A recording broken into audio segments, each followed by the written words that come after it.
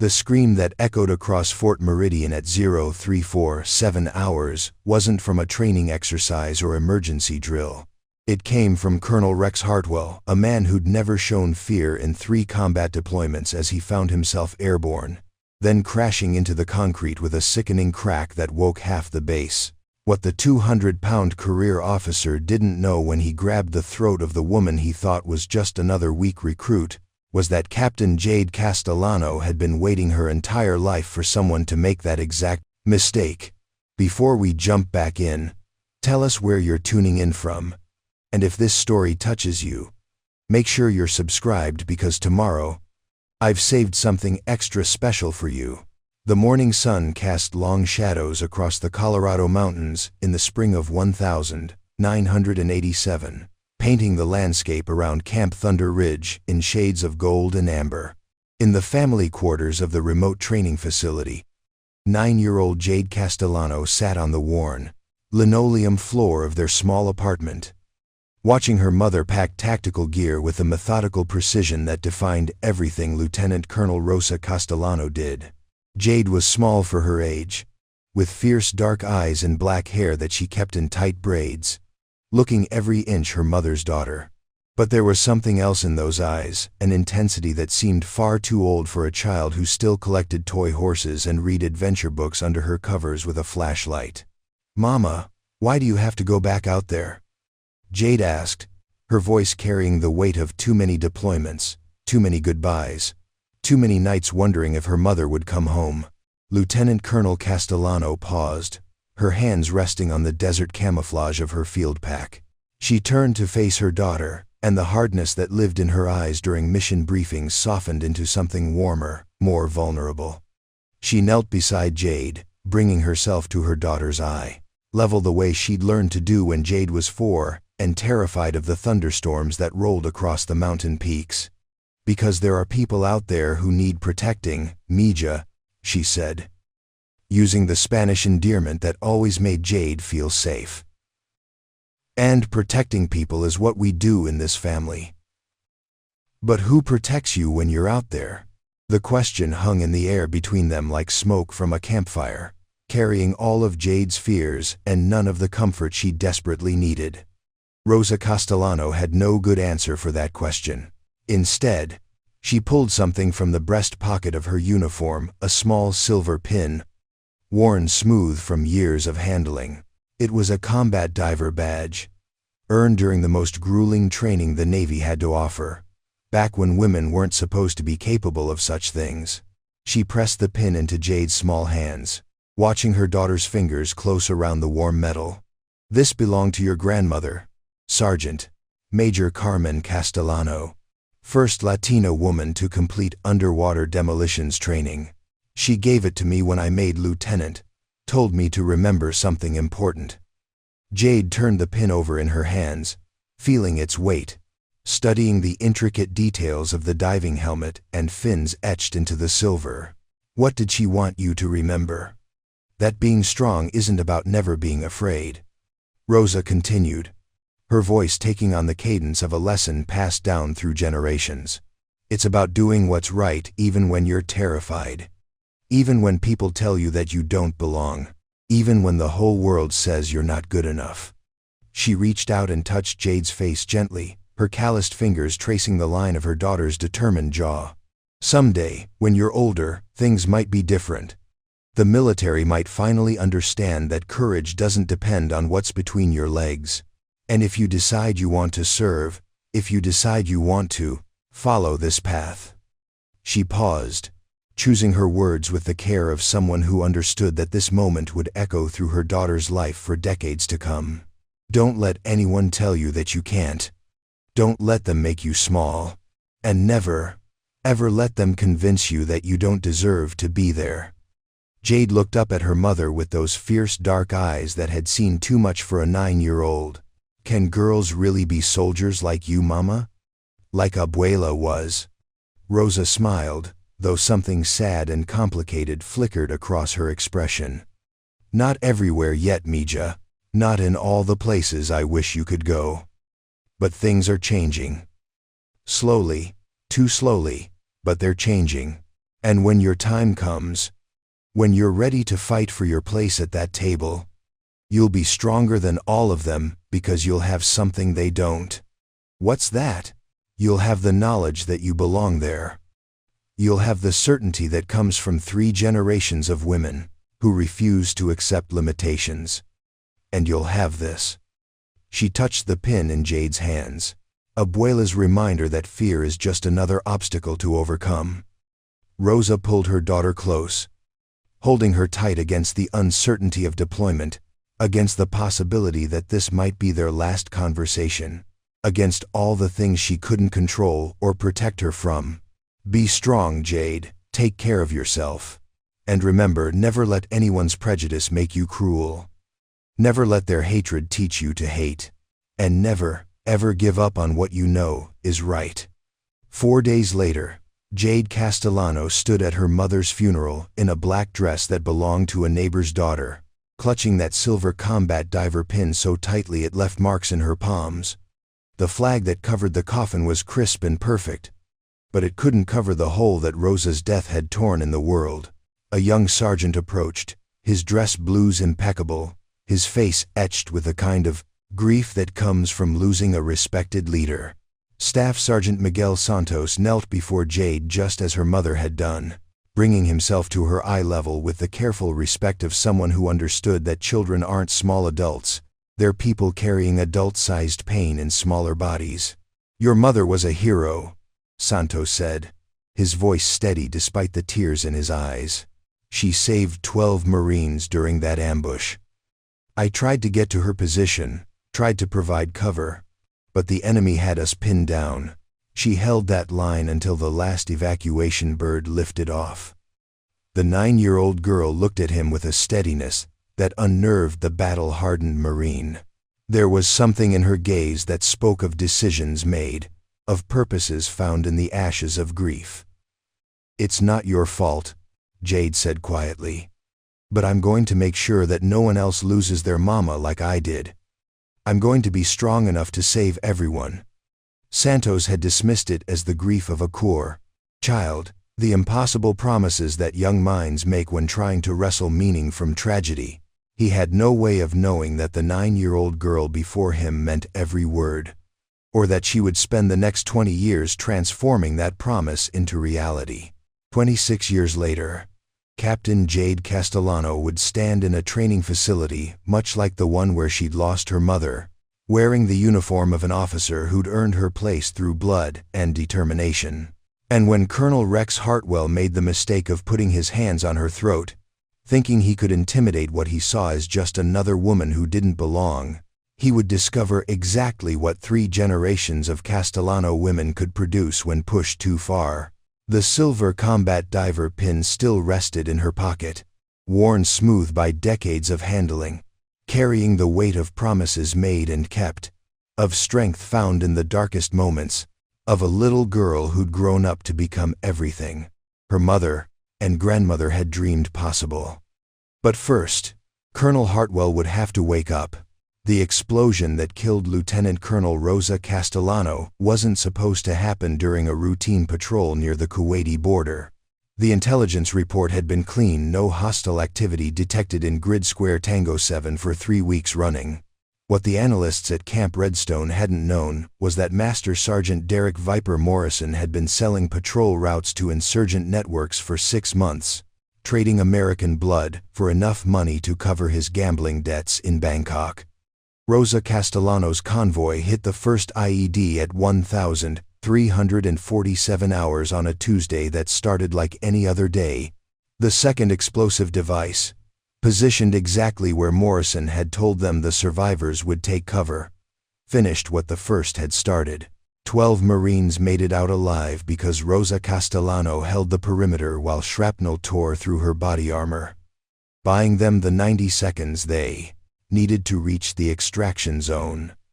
She died clutching a photograph of 9-year-old Jade, her blood soaking into the desert sand while Morrison sat in his air-conditioned office at Camp Redstone, calculating how much his next intelligence sale would be worth. The military investigation took 8 weeks, and concluded that Lieutenant Colonel Castellano had died in a complex ambush utilizing superior enemy intelligence. The report praised her heroism and recommended her, posthumously, for the Silver Star. What it didn't mention was that 3 different Marines had filed reports about suspicious activity from Morrison's intelligence unit. What it didn't say was that Corporal James "Tank" Rodriguez had specifically flagged Morrison's access to patrol routes as a potential security breach. Rodriguez was 22 years old, built like the heavyweight boxer he'd been before enlisting, with the kind of street-smart instincts that came from growing up in East LA, where noticing the wrong details could get you killed. He'd spotted Morrison's tells: the nervous sweating during briefings, the way he'd ask too many questions about route changes, the expensive watch he wore despite a sergeant's pay. Rodriguez filed his first report on March 3rd. His squad leader told him to focus on his own job. He filed his second report on March 15th. His platoon commander said he was letting civilian paranoia cloud his military judgment. He filed his third report on April 1st. 6 days before Rosa Castellano's convoy rolled into Morrison's carefully orchestrated trap. That report never made it past Morrison's desk. The funeral at Arlington National Cemetery was attended by 400 Marines, 2 generals, and 1 9-year-old girl who stood straighter than some of the honor guard. Jade watched them fold the flag with mechanical precision, watched them hand it to her with words about grateful nations and ultimate sacrifices, watched them lower her mother into the ground while Morrison stood 3 rows back, his face arranged in an expression of appropriate grief. After the ceremony, as the crowd dispersed and the Virginia humidity settled over the headstones like a blanket, Rodriguez approached the small figure still standing beside the grave. He was out of uniform. The Marine Corps didn't encourage enlisted men to have private conversations with officers' families. Even dead officers' families wearing jeans and a polo shirt that made him look younger than his 22 years. He knelt beside Jade, his massive frame folding down until he could meet her eyes. Up close, he could see Rosa Castellano in her daughter's face, the same determined jawline, the same dark eyes that seemed to see through pretense and straight to truth. "Your mother saved my life," Rodriguez said quietly, his voice carrying the weight of survivor's guilt that would follow him for decades. "She held that line when anyone else would have run. She made sure every one of us got home, to our families." Jade looked at him with that unsettling steadiness that seemed too old for her years. "Were you there when she died?" "Yes, ma'am. I was." "Did she suffer?" Rodriguez could have lied.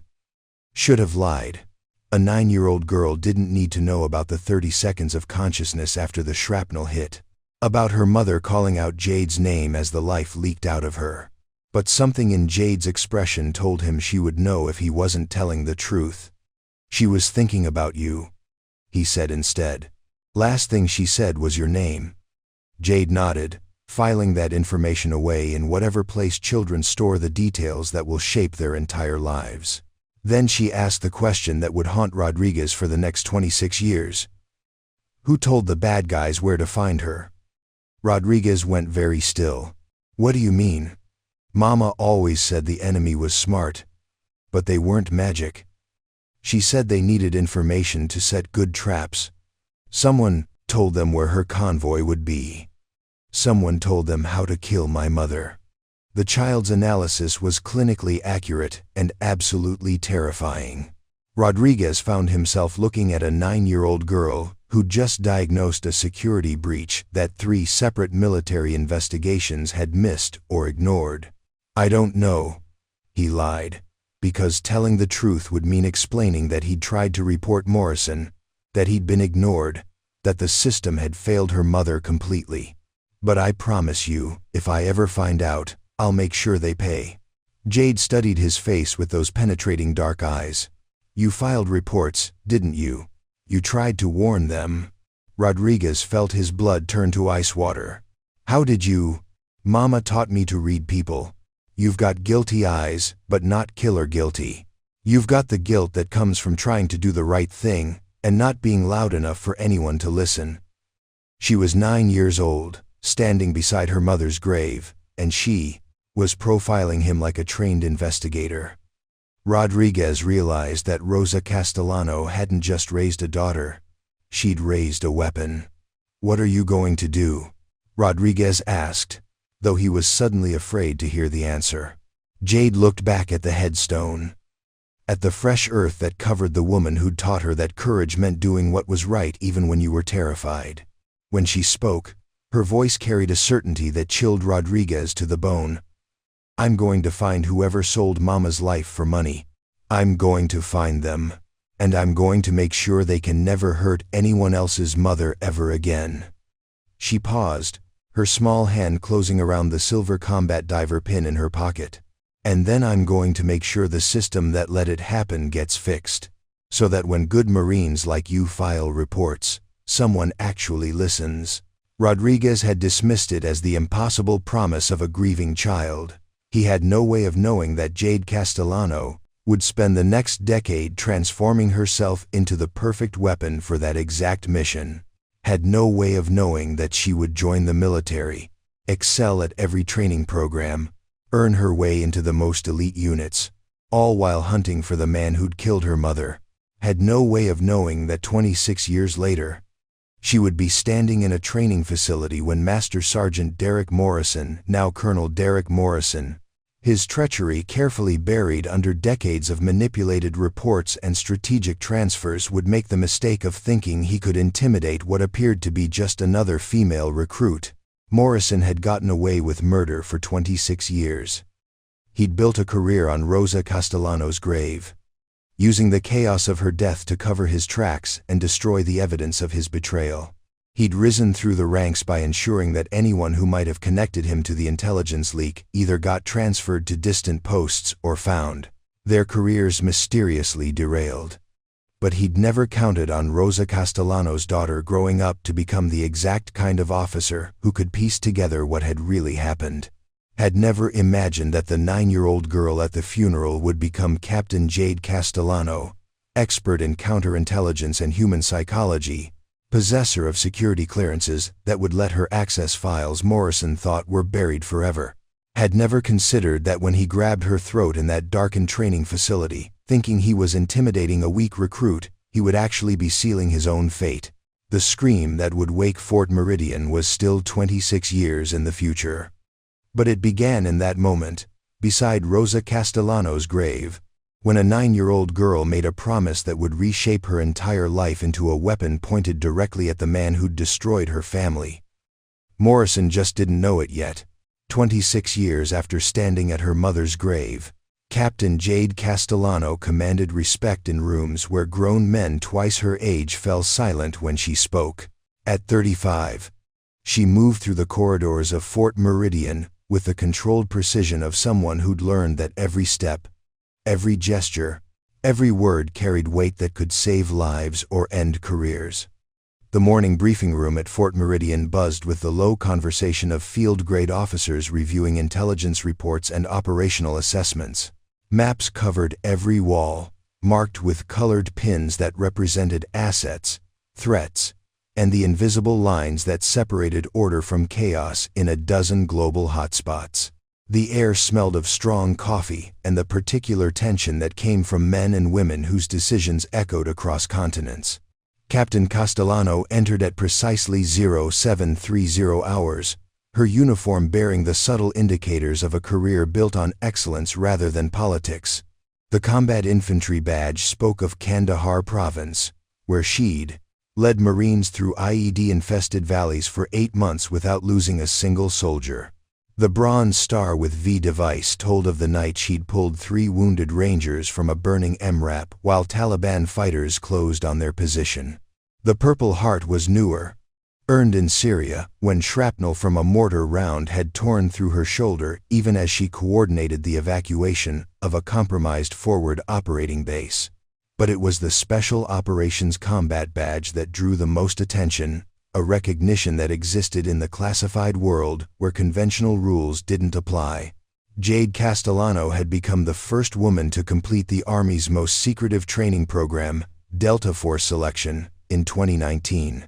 She'd done it not by lowering standards but by exceeding them, by running faster, shooting straighter, and thinking more clearly under pressure than candidates who'd assumed her presence was some kind of diversity experiment. The men in the briefing room, Lieutenant Colonel Marcus Webb, Major Anthony Chen, Captain David Torres, watched her with the careful respect reserved for operators who'd proven themselves in blood. They'd seen her work, had watched her dismantle insurgent networks in Iraq, with the methodical precision of someone who understood that intelligence gathering was equal parts psychology and detective work, had witnessed her transform seemingly routine training exercises into masterclasses in tactical innovation. Lieutenant Colonel Webb, the post's intelligence chief, slid a classified folder across the polished conference table. Captain Castellano, your new assignment has been approved by division. You'll be conducting a comprehensive security assessment of Fort Meridian's training protocols and personnel screening procedures. Jade opened the folder, scanning the operational parameters with the speed of someone who'd learned to process tactical information while under fire. The mission was straightforward on paper. Evaluate the spilled base's ability to detect and neutralize security threats, both external and internal. What made it interesting was the scope of access. She'd been granted complete personnel files, unrestricted base access, and the authority to investigate any suspicious activity regardless of rank or security clearance. I appreciate the confidence, she said, her voice carrying the quiet authority of someone who didn't need to raise it to command attention. But I have a specific request before I begin the assessment. Webb raised an eyebrow. Field-grade officers typically received their assignments and executed them without negotiation. What kind of request, Captain? I want to conduct the initial phase undercover, embedded with the newest training company as an apparent recruit. No advance warning to base personnel. No special treatment. No acknowledgement of my actual rank or capabilities. The room went silent. Major Chen cleared his throat. Ma'am, with respect, that's highly irregular. You're a field-grade officer with top-secret clearances. Your time is too valuable for basic training exercises. Jade's expression didn't change, but something in her eyes grew colder. My mother was Lieutenant Colonel Rosa Castellano, killed in Kuwait in 1999 by insurgents who had advanced knowledge of her patrol routes. Intelligence that could only have come from someone inside our own command structure. She let that information settle over the room like smoke. Every officer present understood the implications. Internal threats were the nightmare scenario that kept intelligence professionals awake at night, the possibility that the enemy wasn't just outside the wire, but sitting in the next chair during morning briefings. The investigation concluded that superior enemy intelligence gathering was responsible for the ambush. Jade continued. What it didn't conclude was how that intelligence was gathered or who provided it. 26 years later, that question has never been answered. She pulled another document from the folder, one that hadn't been included in their copies. 3 weeks ago, NSA intercepted communications, suggesting that the same intelligence network responsible for my mother's death is still active. Still selling information. Still getting Americans killed.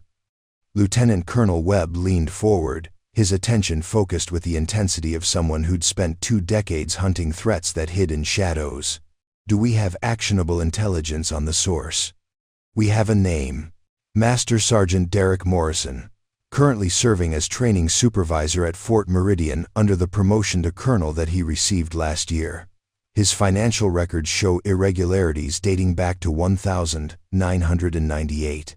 His access to training schedules and personnel information makes him perfectly positioned to continue his previous activities. The silence in the room was deafening. Morrison was popular among the training cadre, respected for his no-nonsense approach to turning civilians into soldiers. The idea that he might be selling information to hostile forces was almost impossible to process. You're suggesting that Colonel Morrison is a traitor, Webb said carefully. I'm suggesting that someone with access to sensitive information has been selling American lives for profit. Morrison fits the profile, has the access, and has the financial motive. My job is to prove it or eliminate him as a suspect. Major Chen spoke up, his voice carrying the skepticism of someone who'd seen careers destroyed by unfounded accusations. "Captain, if you're wrong about this, if Morrison is innocent, going undercover could destroy the career of a decorated NCO who's served his country for 3 decades. Jade's expression grew harder, and for a moment, the officers in the room glimpsed something that lived beneath her professional composure, something that had been forged in the fire of a 9-year-old girl's promise beside her mother's grave. "If I'm right, and Morrison is the traitor who killed my mother, and God knows how many other Americans, then destroying his career will be the least of his concerns." She stood, gathering the classified materials with movements that spoke of absolute certainty. "The undercover phase serves 2 purposes. First, it allows me to observe Morrison's behavior when he thinks he's dealing with a vulnerable target. Second, it tests whether anyone on this base has the initiative to detect a threat when it's hiding in plain sight." Webb studied her for a long moment. "You've thought this through." "I've had 26 years to think it through, sir. Every day since I watched them lower my mother's casket into the ground at Arlington." She moved toward the door, then paused, looking back at the assembled officers. "Morrison doesn't know who I am. My service record shows Jade Rodriguez. I had my name legally changed when I turned 18 to protect my operational security. He'll see what he expects to see. A female recruit who doesn't belong, someone he can intimidate or manipulate." "And if he tries?" Webb asked. Jade's smile was cold enough to frost the windows. "Then he'll discover that 26 years of training have turned Rosa Castellano's daughter into exactly the kind of weapon she would have wanted hunting her killer." She left the briefing room, her footsteps echoing in the corridor with the measured pace of someone walking toward a reckoning that had been 2.5 decades in the making. Behind her, the intelligence officers sat in silence, processing the implications of what they'd just heard. None of them could have predicted that in 72 hours, the sound of Colonel Morrison's scream would wake half the base, as he discovered that grabbing Jade Castellano's throat was the last mistake he would ever make as a free man. But first, she had to become someone else entirely. Had to transform from Captain Jade Castellano, decorated officer and counterintelligence specialist, into Private Sarah Martinez, nervous recruit who just wanted to serve her country. Had to convince Morrison that she was exactly the kind of vulnerable target he'd built his career on exploiting. The performance would require every skill she'd developed over 2 decades of military service. The payoff would be worth 26 years of waiting. Morrison had gotten away with murder for far too long. That was about to change. The transport bus carrying the latest batch of recruits rolled through the main gates of Fort Meridian at 0545 hours, right on schedule. The Colorado morning was crisp, with mountain air that carried the scent of pine, and the promise of another day where civilians would be systematically broken down and rebuilt as soldiers. Among the 37 nervous faces pressed against windows sat a woman who appeared to be in her late 20s, wearing faded jeans and a simple gray sweatshirt, her dark hair pulled back in a ponytail that suggested practicality over style. Her paperwork identified her as Private Sarah Martinez, age 28, no prior military experience, college dropout from Denver Community College, who decided that military service might provide the structure and purpose her life was missing. Her background check showed a series of dead-end jobs, waitressing, retail, brief stint as a medical assistant, and a credit score that suggested someone who'd never quite figured out how to manage adult responsibilities. What the paperwork didn't show was that Sarah Martinez was actually Captain Jade Castellano, one of the Army's most decorated intelligence officers, carrying more classified clearances than most colonels, and possessing combat experience that spanned 3 theaters of operation. The transformation was complete, from her posture to her speech patterns to the carefully practiced nervousness that made her appear exactly like what Morrison would expect, another lost civilian looking for direction. Staff Sergeant Ryan Burke stood on the platform outside the processing center, clipboard in hand, watching the recruits disembark with the practiced eye of someone who'd been turning civilians into soldiers for 8 years. At 32, Burke carried himself with the confident bearing of a non-commissioned officer who'd earned his stripes through competence rather than politics. He'd served 2 tours in Afghanistan, made staff sergeant at 26, and had developed an almost supernatural ability to read people within the first 30 seconds of meeting them. That ability was currently screaming at him that something was wrong with recruit Sarah Martinez. Burke watched her step off the bus with the others, and in those crucial first moments, he cataloged details that didn't fit the profile of a nervous civilian recruit. The way she moved. For one thing, most recruits either stumbled off the bus with obvious anxiety or tried to swagger with false bravado. Martinez moved with economic efficiency, her steps measured and purposeful in a way that spoke of years of training. Her spatial awareness was too sharp, while other recruits gawked at their surroundings or clustered together for emotional support. Martinez conducted what Burke recognized as a tactical assessment of the facility. Her eyes tracked guard positions, noted security cameras, cataloged entry and exit points with the systematic thoroughness of someone who'd been trained to evaluate defensive positions under combat conditions. More telling was her gear. Most recruits packed like they were going to summer camp, too much unnecessary equipment crammed into cheap duffel bags. Martinez carried a single military-style rucksack, properly balanced and efficiently packed. The way she shouldered it spoke of someone who'd carried tactical loads across hostile terrain. Burke had seen enough combat veterans attempt to blend in with civilian populations to recognize the tells. This woman was military, despite what her paperwork claimed. Sergeant Burke. The voice belonged to Colonel Derek Morrison, approaching from the direction of the administrative building. At 54, Morrison carried his 30 years of service in the confident bearing of someone who'd climbed the enlisted ranks through a combination of competence and careful political maneuvering. His uniform was immaculate, his bearing professional, his reputation among the training cadre solid. What Burke couldn't see was the cold calculation in Morrison's eyes as he spotted Martinez in the crowd of recruits.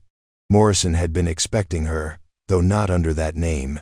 3 days earlier, he'd received a coded communication through channels that hadn't been used since 1999, a warning that someone was asking questions about old operations, old intelligence networks, old sources of income that were supposed to be buried with the soldiers who died protecting them. "Morning, Colonel," Burke replied, coming to attention with the automatic reflex of an NCO addressing a field-grade officer. Morrison's eyes never left Martinez as she moved through the processing line. "Tell me about the new batch, Sergeant. Anyone stand out?" Burke hesitated. His instincts told him something was wrong with Martinez, but accusing a recruit of lying about their background without evidence was the kind of career-limiting decision that could end his military service. "Standard group, sir. Mix of kids looking for direction and older folks making career changes. Nothing out of the ordinary." Morrison nodded, but his attention remained fixed on Martinez with an intensity that made Burke uncomfortable. That woman, third from the left in the processing line. Martinez, according to the roster. "What's your assessment?" Burke looked at Martinez again, noting the controlled way she handled her paperwork, the professional manner in which she answered administrative questions. "Seems competent, sir. Maybe more mature than some of the younger recruits." "Competent," Morrison repeated, the word carrying undertones that Burke couldn't quite identify. "Yes, I imagine she is. Very competent indeed." In the administrative building, Martinez moved through intake processing with the same unsettling efficiency that had caught Burke's attention. While other recruits fumbled with forms and asked questions, she navigated the bureaucratic maze like someone who'd done it before. Her answers were precise, her demeanor respectful but not subservient, her body language confident without being arrogant. Sergeant First Class Lisa Park, the administrative NCO processing Martinez's paperwork, found herself studying the woman more closely than usual. At 28, Park had been handling recruit intake for 4 years, and she'd developed reliable instincts about who would succeed and who would wash out. Martinez registered as someone who would not only succeed but excel. which seemed inconsistent with her background of failed civilian careers. Military experience? Park asked, though the question wasn't on the standard form. None, Sergeant, Martinez replied smoothly. Unless you count ROTC in high school, and I dropped out of that after 1 semester. Park made a note on the file, but something nagged at her. Martinez's responses were too polished, too precise. Most recruits either rambled nervously or gave clipped, frightened answers. Martinez spoke like someone accustomed to being questioned, someone who'd prepared her responses in advance. Any family in the military? For just a moment, something flickered across Martinez's expression. Pain, quickly suppressed. But Park caught it. My mother served. She died when I was young. The answer was technically true. Rosa Castellano had died when Jade was 9, but it omitted crucial details. Park made another note, filing away the inconsistency for future reference. Morrison appeared in the administrative area as Martinez completed her processing, his timing too convenient to be coincidental. He positioned himself where he could observe her without being obvious, studying her movements with the intensity of a predator evaluating potential prey. Martinez, he called out as she gathered her completed paperwork. She turned to face him, and Morrison saw something in her eyes that sent ice through his veins. Recognition, not of him specifically, but of what he represented. This woman had seen men like him before, had dealt with career officers who used their rank to intimidate and control. She wasn't afraid of him, which was exactly the wrong response from someone who was supposed to be a vulnerable civilian recruit. Yes, Colonel? Welcome to Fort Meridian. I run the training program here, and I want you to understand something from the beginning. Morrison stepped closer, using his height advantage to loom over her, a technique he'd perfected over decades of breaking down recruits who thought they were tougher than they actually were. This isn't college. This isn't a civilian job where you can quit when things get difficult. Here, you follow orders without question, perform to standard without complaint, and respect the chain of command without exception. Martinez maintained eye contact without flinching. Another wrong response. Most recruits would have looked away, shown some sign of intimidation. Her steady gaze held something that Morrison recognized from his years of dealing with enemy prisoners, the look of someone who was evaluating him as a threat, calculating his capabilities and limitations. I understand, Colonel. I'm here to serve. The words were correct, but the delivery was all wrong. Too controlled, too professional. Morrison had interrogated enough captured operatives to recognize when someone was playing a role, and Sarah Martinez was definitely playing a role. See that you do, Morrison replied.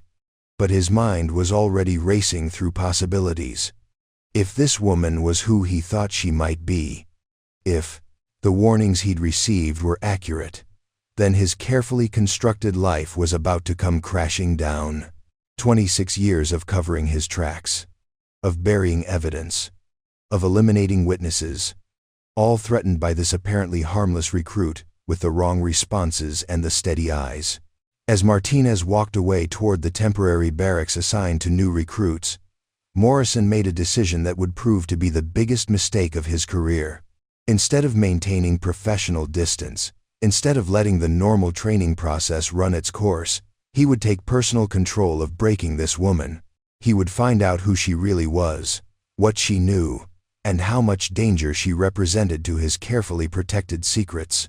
What Morrison didn't know was that Jade Castellano had spent 26 years preparing for exactly this moment, had anticipated his suspicion, planned for his attention, and designed her cover identity to draw him into making precisely the kind of mistake that would expose his true nature. The game had begun, though only one of them knew all the rules. The transformation from Captain Jade Castellano to Private Sarah Martinez required more than just changing clothes and identification documents. It demanded a complete reconstruction of personality, posture, and presence, the kind of deep cover work that intelligence agencies spent months training operatives to achieve. Jade had 72 hours to become someone else entirely. The temporary barracks assigned to new recruits buzzed with nervous energy as 37 civilians tried to process the reality of their decision to join the military. The building smelled of industrial disinfectant and fierce sweat, a combination that would become permanently associated with the first week of basic training. Bunks were arranged in precise rows, each accompanied by a footlocker that would hold everything these people owned for the next several months. Jade selected a bunk in the middle of the formation, deliberately avoiding the corners where natural leaders or troublemakers typically gravitated. She wanted to blend into the background, to become unremarkable among the collection of misfits, patriots, and lost souls who'd found their way to Fort Meridian. Her movements were carefully choreographed to appear uncertain, her posture slightly hunched in a way that suggested someone uncomfortable with military bearing. First time away from home? The question came from the recruit assigned to the bunk beside hers, a young woman who looked barely 18 with bottle blonde hair and nervous energy that manifested as constant talking. Her name tag read Williams, K. And her accent suggested somewhere deep in the South where military service was still considered an honor rather than a last resort. "Yeah," Jade replied, allowing a slight tremor to enter her voice. "You? Lord, no. My daddy was Army. My granddaddy was Army. My great-granddaddy fought in World War II. I been hearing war stories since I could walk." Williams unpacked her gear with the systematic efficiency of someone who'd been preparing for this moment her entire life. "What made you join up?" It was the question Jade had been preparing for, the one that would establish her cover identity's motivation and background. "Lost my job at the hospital," she said, arranging her expression into something that suggested embarrassment and desperation. "Medical assistant position. Budget cuts," they said. "But really I just wasn't very good at it. Couldn't handle the pressure, you know? Always made mistakes when things got stressful." The lie came easily, but it was built on a foundation of truth that would make it believable under scrutiny. Jade had spent months studying the psychology of failed medical assistants, understanding their common challenges and typical responses to stress. She'd practiced the body language of someone who'd never quite figured out how to succeed in civilian life, someone looking for the structure and purpose that military service could provide. Williams nodded sympathetically. "Military's different from civilian jobs. Here, they tell you exactly what to do and how to do it. Long as you follow orders and try your best, you'll be fine." "I hope so," Jade replied, allowing genuine uncertainty to color her voice. The uncertainty wasn't about her ability to succeed. She'd already succeeded beyond anything these recruits could imagine. It was about whether she could maintain this performance long enough to draw Morrison into the trap she was setting for him. The barracks door slammed open with enough force to rattle the windows, and Drill Sergeant Patricia Cross entered like a natural disaster given human form. At 38, Cross had been molding civilians into soldiers for 12 years, and she possessed the particular combination of authority and controlled violence that made recruits question every life choice that had led them to this moment. "Listen up, you sorry collection of wannabe warriors," Cross bellowed, her voice carrying the kind of projection that came from years of making herself heard over gunfire and explosions. "You are no longer civilians. You are no longer individuals. You are government property, and for the next 16 weeks, I own your pathetic lives." She paced between the bunks with predatory grace, her eyes scanning the assembled recruits like a farmer evaluating livestock. "Some of you think you're here to play soldier. Some of you think this is going to be like the movies. Some of you think you're going to wash out and go home to mommy when things get tough." Cross stopped directly in front of Williams, who snapped to attention with the automatic reflex of someone raised in a military family. "You, recruit. What's your story?" "Family tradition, drill sergeant, 3rd generation Army." "Outstanding. You might actually survive this." Cross moved on, eventually stopping in front of Jade, who, to fighters of, had carefully arranged herself to appear nervous and uncertain. And you, Recruit Martinez, what's your sob story? Jade allowed her voice to shake slightly as she responded.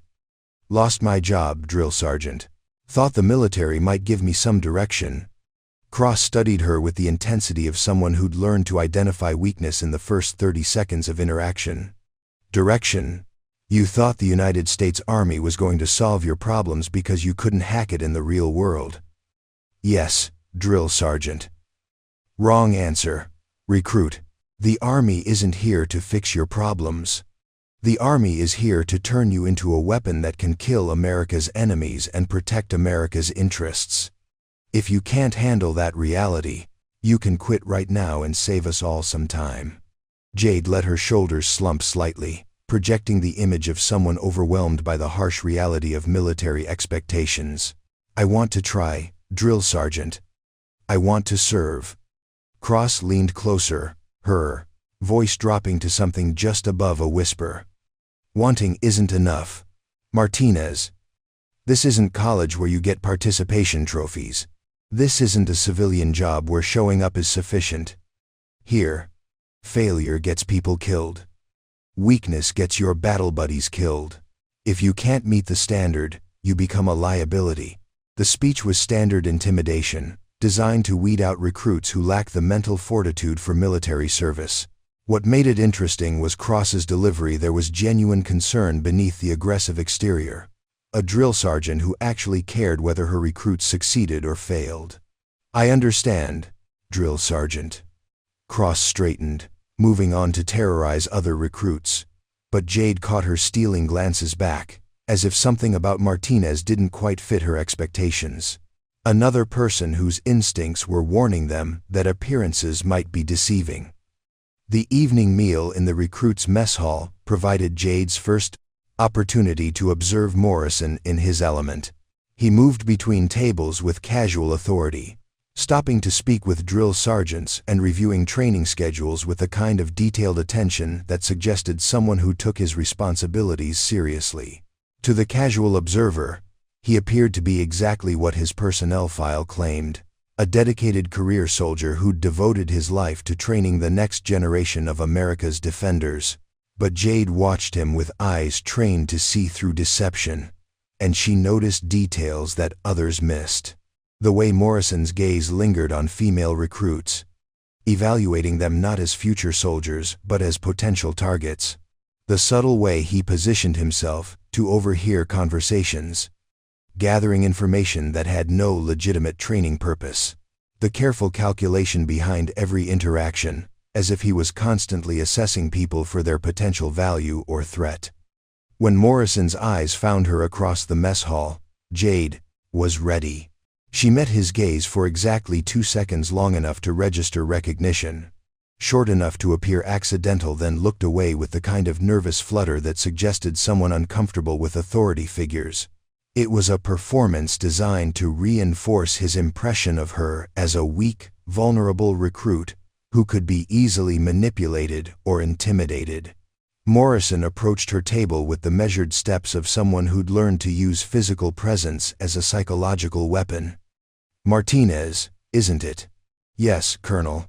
Jade stood at attention with slightly imperfect posture, the kind of mistake a civilian would make while trying to show respect. How are you adjusting to military life? It's challenging, sir, but I'm trying my best. She allowed a slight waver to enter her voice, projecting uncertainty and a desperate need for approval. Morrison studied her response, looking for signs of deception or hidden capability. What he saw was exactly what Jade wanted, with him to see a woman who was trying too hard, who was in over her head, who represented the kind of target he'd built his career exploiting. The military can be overwhelming for people who haven't experienced real discipline, Morrison said, his tone carrying undertones of condescension. Tell me about your background. What prepared you for this? It was a test, disguised as casual conversation. Jade recognized the technique from her own interrogation training. The seemingly innocent question designed to reveal inconsistencies or hidden knowledge. Not much, sir, she replied, allowing embarrassment to color her response. I worked as a medical assistant for 3 years. but I wasn't very good at it. Too many mistakes when things got stressful. I'm hoping the military can teach me to be better under pressure." The answer was perfectly crafted, specific enough to be believable, self-deprecating enough to appeal to Morrison's ego, and vulnerable enough to make her appear non-threatening. But Morrison's eyes remained suspicious, and Jade realized that his intelligence network had provided him with more information than she'd anticipated. "Medical assistant," Morrison repeated. "That requires certain skills. Attention to detail. Ability to work under pressure. Steady hands. You're telling me you failed at a job that required exactly the kind of attributes we value in soldiers." Jade felt the trap closing. But she'd been preparing for this moment for 26 years. "I tried, sir, but I just couldn't handle the responsibility. When emergencies happened, I froze up, made mistakes. The doctor said I didn't have the temperament for medical work." Morrison nodded, but his expression suggested he wasn't entirely convinced. "We'll see about that, Martinez. Military training has a way of revealing people's true capabilities. Sometimes we discover strengths we didn't know we had. Sometimes we discover that people aren't who they claim to be." Preparing and narrating this story took us a lot of time. So if you are enjoying it, subscribe to our channel. It means a lot to us. Now, back to the story. The warning was subtle, but unmistakable. Morrison suspected something, though whether he knew her true identity or simply sensed deception remained unclear. What was certain was that he decided to take personal interest in breaking down Sarah Martinez, which was exactly what Jade had been hoping for. As Morrison walked away, Jade allowed herself a small smile. The trap was set, and her target was walking directly into it. Within hours, Morrison would begin the systematic harassment designed to expose what he thought was her deception.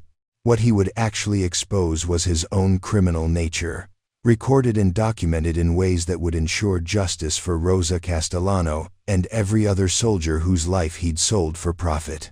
The game had moved into its next phase, and Morrison had no idea that he was no longer the hunter.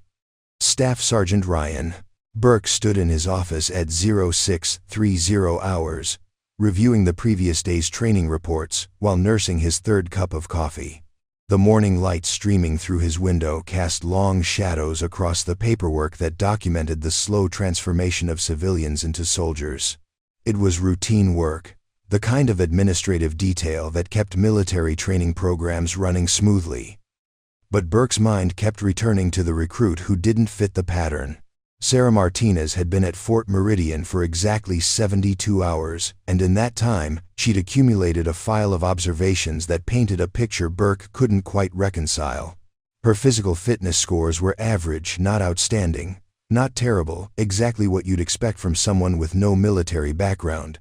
Her written examinations showed competence without excellence, the kind of solid but unremarkable performance that would earn her a spot in the middle of her training class. But the details that couldn't be quantified told a different story. Sergeant First Class Tommy Rodriguez had spent 15 years observing recruit behavior, and his instincts were screaming warnings about Martinez. "There's something off about her situational awareness," Rodriguez had reported after the previous day's tactical movement exercise. "She positions herself to maintain visual contact with all exits. Keeps her back to walls when possible. That's operator behavior, not civilian behavior." Burke pulled Rodriguez's detailed observations from the file. During hand-to-hand combat training, Martinez had demonstrated techniques that were technically correct but unnaturally smooth. As if muscle memory was overriding conscious thought, her weapon handling showed familiarity that extended beyond the basic instruction provided to new recruits. Most telling, her responses to stress scenarios were too controlled, too measured for someone supposedly experiencing military pressure for the first time. "She's prior service," Rodriguez had concluded. "Has to be. Nobody moves like that without years of training." But Martinez's background investigation had been thorough. conducted by professionals who specialized in detecting exactly the kind of deception Rodriguez was suggesting. Her fingerprints, social security number, employment history, and educational records all checked out. If she was lying about her identity, it was the most sophisticated deception Burke had encountered in his military career. The office phone rang, interrupting his analysis. "Sergeant Burke, this is Colonel Morrison. I need you in my office immediately." Burke grabbed his cover and headed upstairs, wondering if Morrison had reached the same conclusions about Martinez that were troubling his NCOs. The colonel's office was larger than Burke's, with windows overlooking the parade ground where recruit training took place. Morrison stood with his back to the door, watching the morning formation through binoculars with the intensity of someone studying an enemy position. "Close the door, Sergeant." Burke complied, noting the tension in Morrison's voice. In the 8 years he'd worked under Morrison's command, he'd rarely seen the colonel display anything other than professional calm. "Tell me about recruit Martinez," Morrison said without turning from the window. "Sir, she's progressing normally through the training program. Scores are average across all categories. No disciplinary issues. Seems motivated to succeed." Morrison finally turned, and Burke was surprised to see something that looked like stress lines around the colonel's eyes. "That's the official assessment. What's your personal impression?" Burke hesitated. Sharing suspicions without evidence was dangerous territory, especially when those suspicions involved accusing a recruit of fundamental deception. "Some of my NCOs have noted that her responses to certain scenarios seem more polished than expected for someone with no military background." "Polished how?" "Her tactical movement is too smooth. Her stress responses are too controlled. Her weapon handling suggests familiarity beyond basic instruction." Burke paused, choosing his words carefully. "If I didn't know better, I'd say she has prior military experience that's not reflected in her personnel file." Morrison nodded as if Burke had confirmed something he'd already suspected. "What would you say if I told you that recruit Martinez might not be who she claims to be?" Burke felt ice water in his veins. If Martinez was operating under false identification, it suggested possibilities that ranged from embarrassing to catastrophic. "Sir, are you suggesting she's some kind of security threat?" "I'm suggesting that people who lie about their backgrounds usually have reasons for doing so. Those reasons are rarely innocent." Morrison moved to his desk, opened a classified folder that Burke couldn't see. "I want you to implement enhanced observation protocols for recruit Martinez. Document everything. Every conversation, every training exercise, every interaction with other personnel."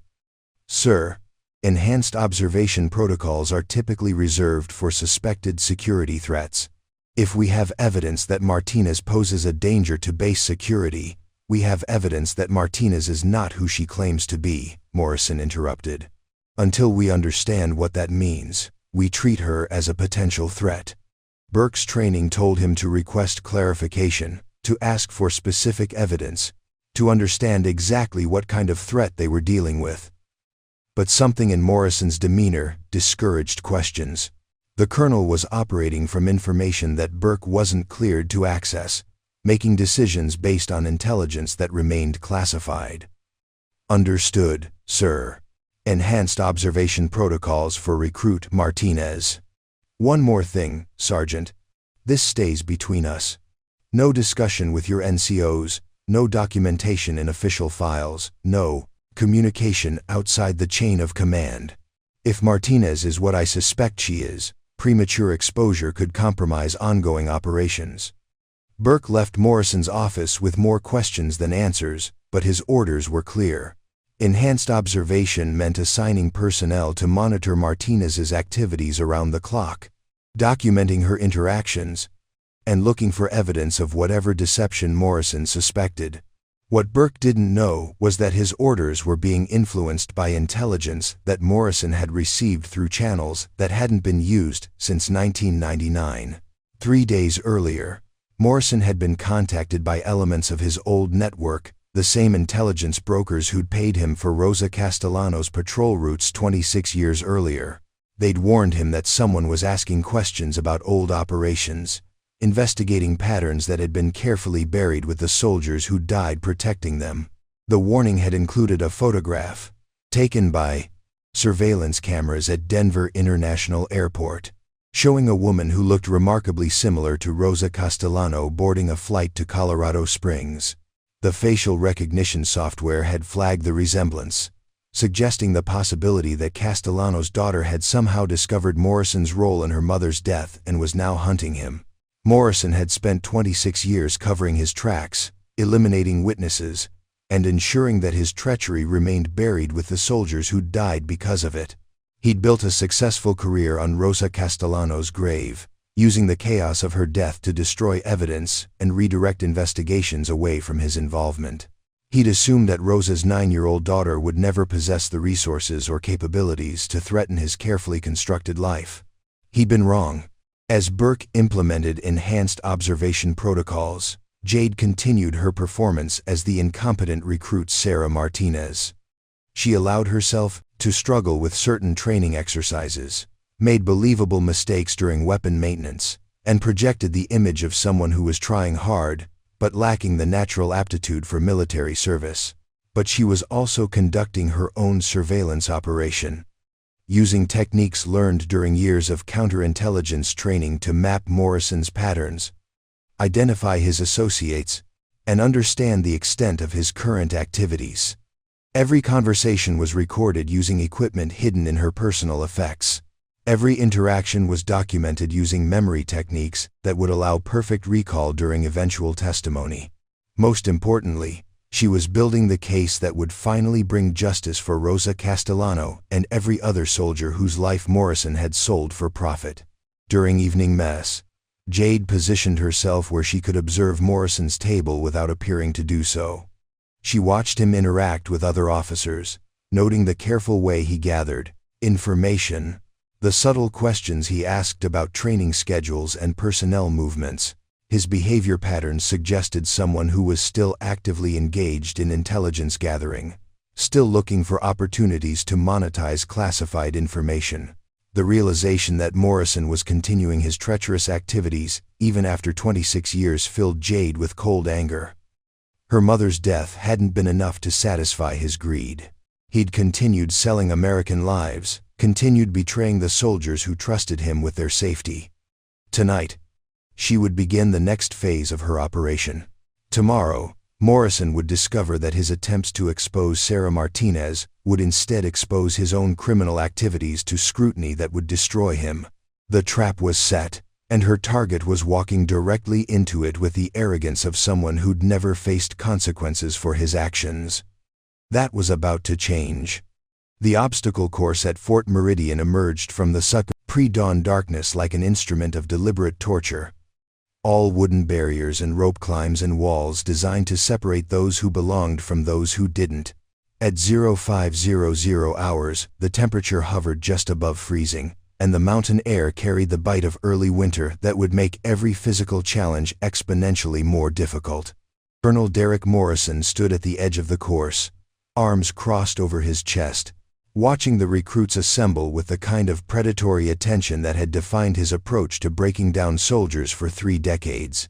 At 54, Morrison carried his years of service like armor, projecting the authority of someone who'd earned his position through competence and dedication. What the assembled recruits couldn't see was the cold calculation behind his professional demeanor, the mind of someone who'd spent 26 years perfecting the art of identifying and exploiting weakness.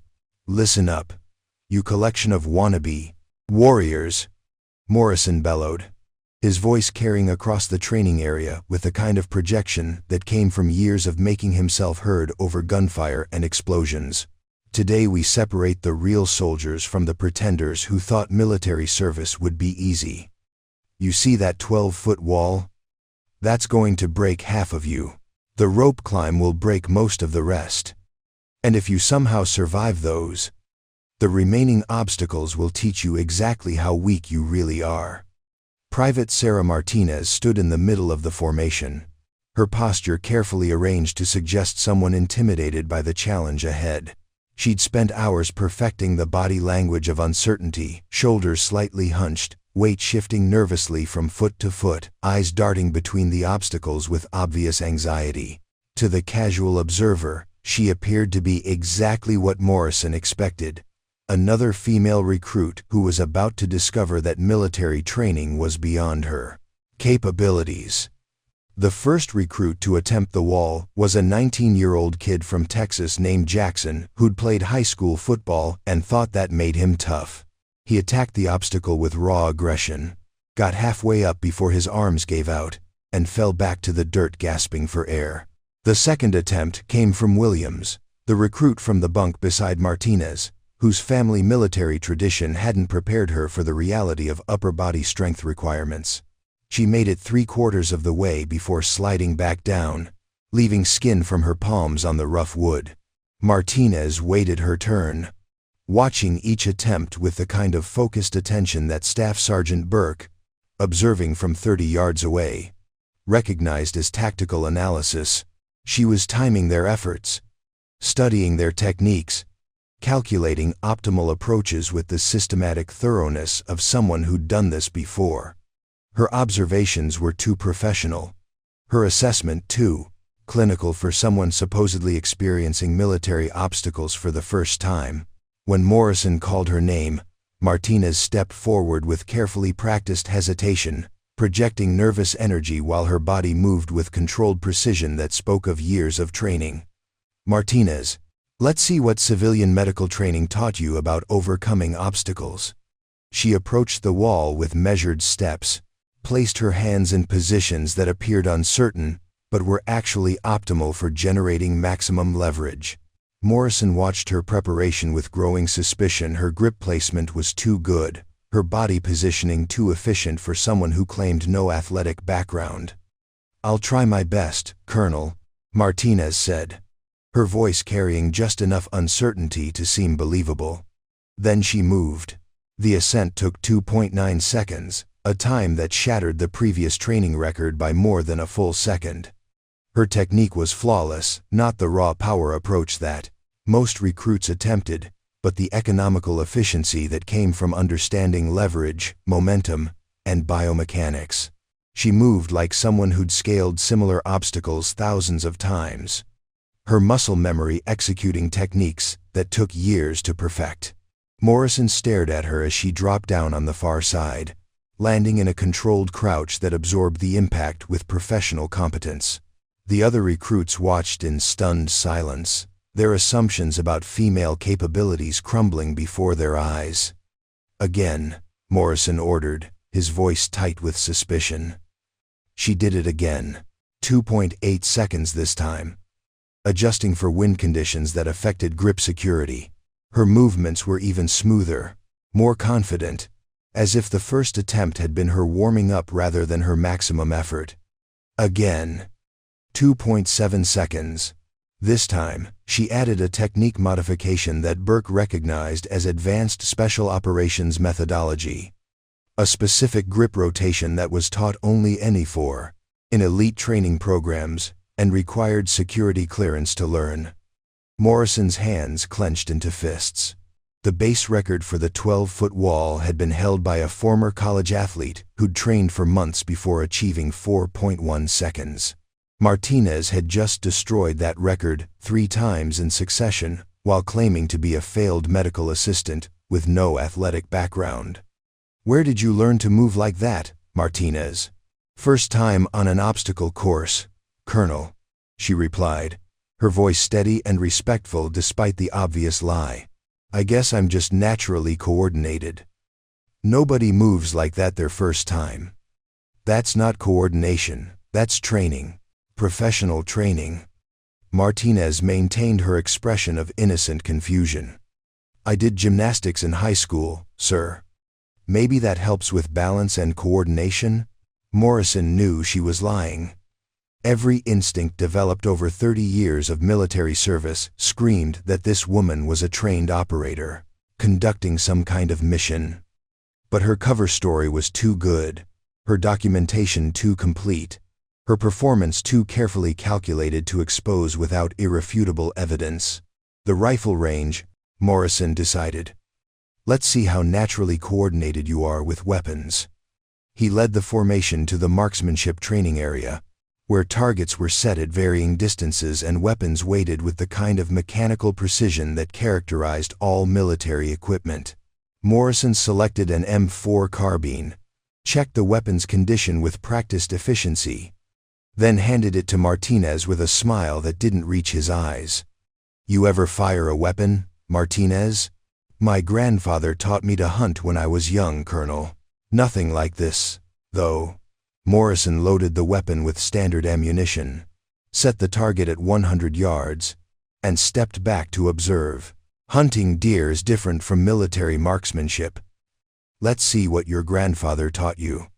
What her grandfather had taught her, apparently, was how to place 10 rounds in a pattern so tight that Burke had to examine the target 3 times to count the holes.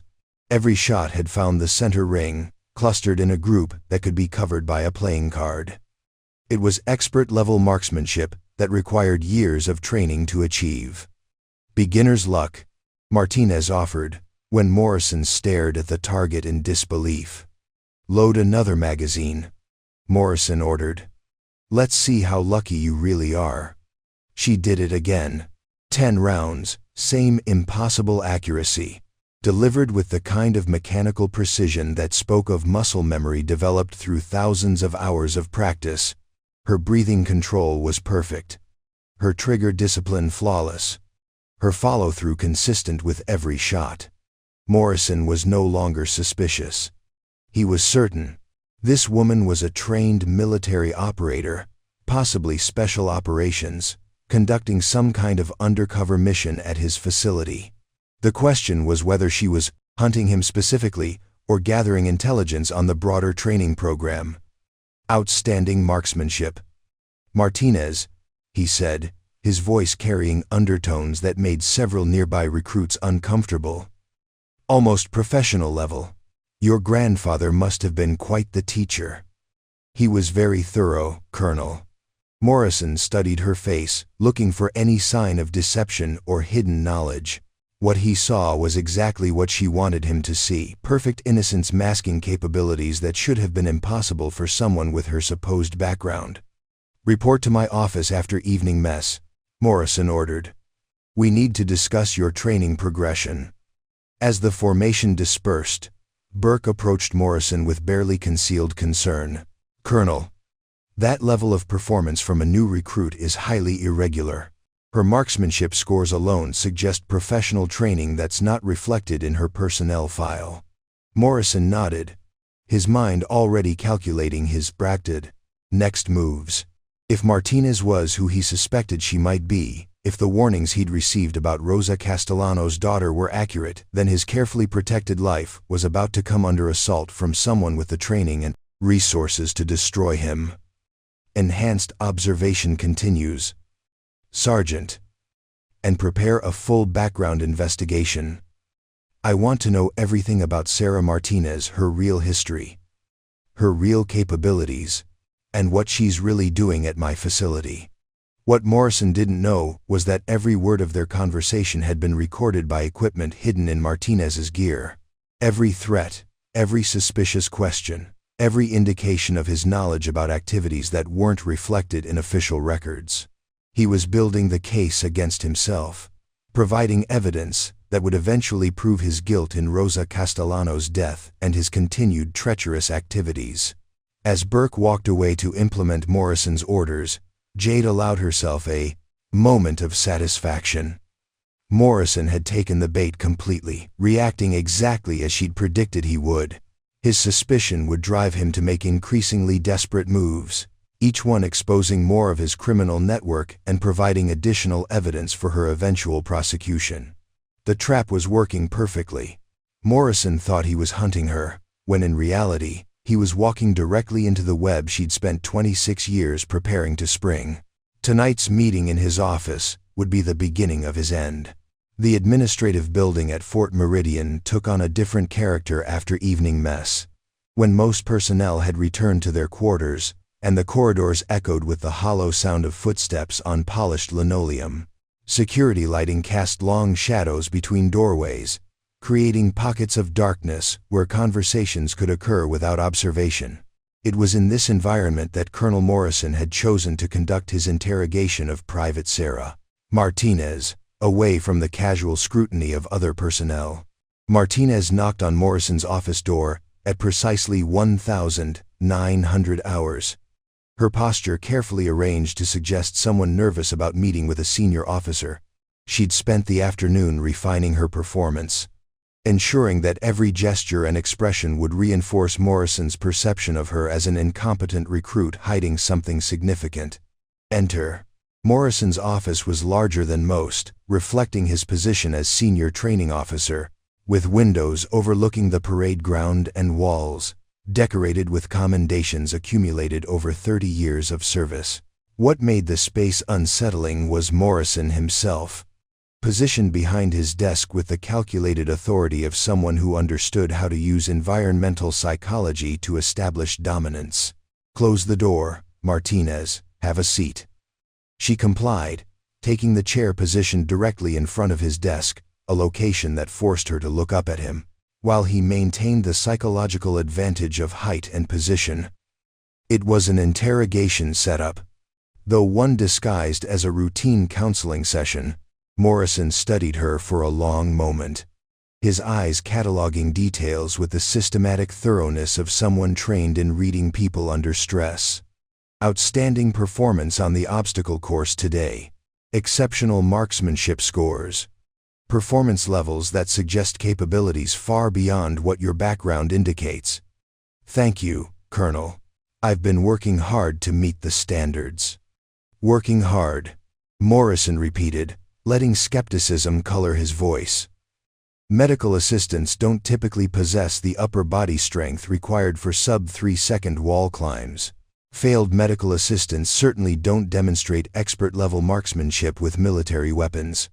Martinez allowed nervous energy to enter her posture, fidgeting with her hands in a way that suggested someone uncomfortable with confrontation. "I told you about the gymnastics background, sir, and my grandfather really was thorough with hunting instruction." Morrison leaned back in his chair, his expression shifting from professional to something more predatory. "Tell me about your grandfather. Name, military service, where he taught you to shoot." The question was designed to expose inconsistencies in her cover story, to force her into providing details that could be verified or disproven. But Jade had spent months constructing Sarah Martinez's background, building a fictional family history that would withstand casual investigation while supporting the capabilities she needed to demonstrate. Sergeant Major Carlos Martinez, Army Rangers, Vietnam veteran. Died when I was 16. He had a small ranch outside Pueblo, where he taught me hunting and outdoor survival. She paused, allowing emotion to enter her voice. He said military skills were important for everyone to know, not just soldiers. Morrison made notes on a legal pad, though. His attention never left her face. "Sergeant Major Martinez. That's convenient. Dead grandfathers can't verify training stories or contradict background claims." "Sir, I don't understand what you're suggesting." "I'm suggesting, Private Martinez, that your performance today demonstrated capabilities that are inconsistent with your claimed background. I'm suggesting that someone with your level of training didn't acquire those skills from a dead grandfather and high school gymnastics." Morrison stood, moving around the desk to position himself closer to her chair, using proximity as another psychological tool. "I'm suggesting that you're not who you claim to be." Martinez looked up at him, with carefully crafted confusion, maintaining her performance even as Morrison's behavior became increasingly aggressive. "Colonel, I understand that my scores were better than expected, but I don't know what you want me to say. I've been honest about my background." "Have you?" Morrison's voice dropped to something barely above a whisper, a technique he'd learned during interrogation training decades earlier. Because honest people don't typically possess advanced military capabilities while claiming to be failed civilians.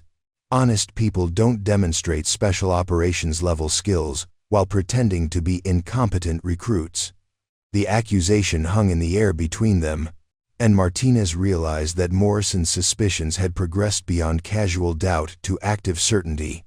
He knew she was operating under false pretenses, though whether he understood her true identity remained unclear. "Sir, I'm just trying to serve my country. I don't understand why you're questioning my motivations." Morrison circled her chair, forcing her to turn her head to maintain eye contact, another dominance technique designed to create psychological pressure. "Your motivations are exactly what I'm questioning. People don't lie about their backgrounds without reasons. Those reasons are rarely innocent." He stopped directly behind her chair, close enough that she could feel his presence, close enough to create the kind of intimidating proximity that would terrify most recruits. "Tell me who you really are, Martinez. Tell me who sent you and what you're looking for."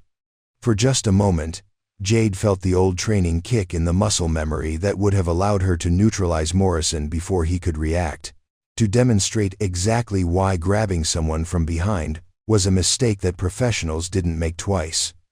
But maintaining her cover required enduring his intimidation, allowing him to believe he held the advantage. "Nobody sent me, Colonel.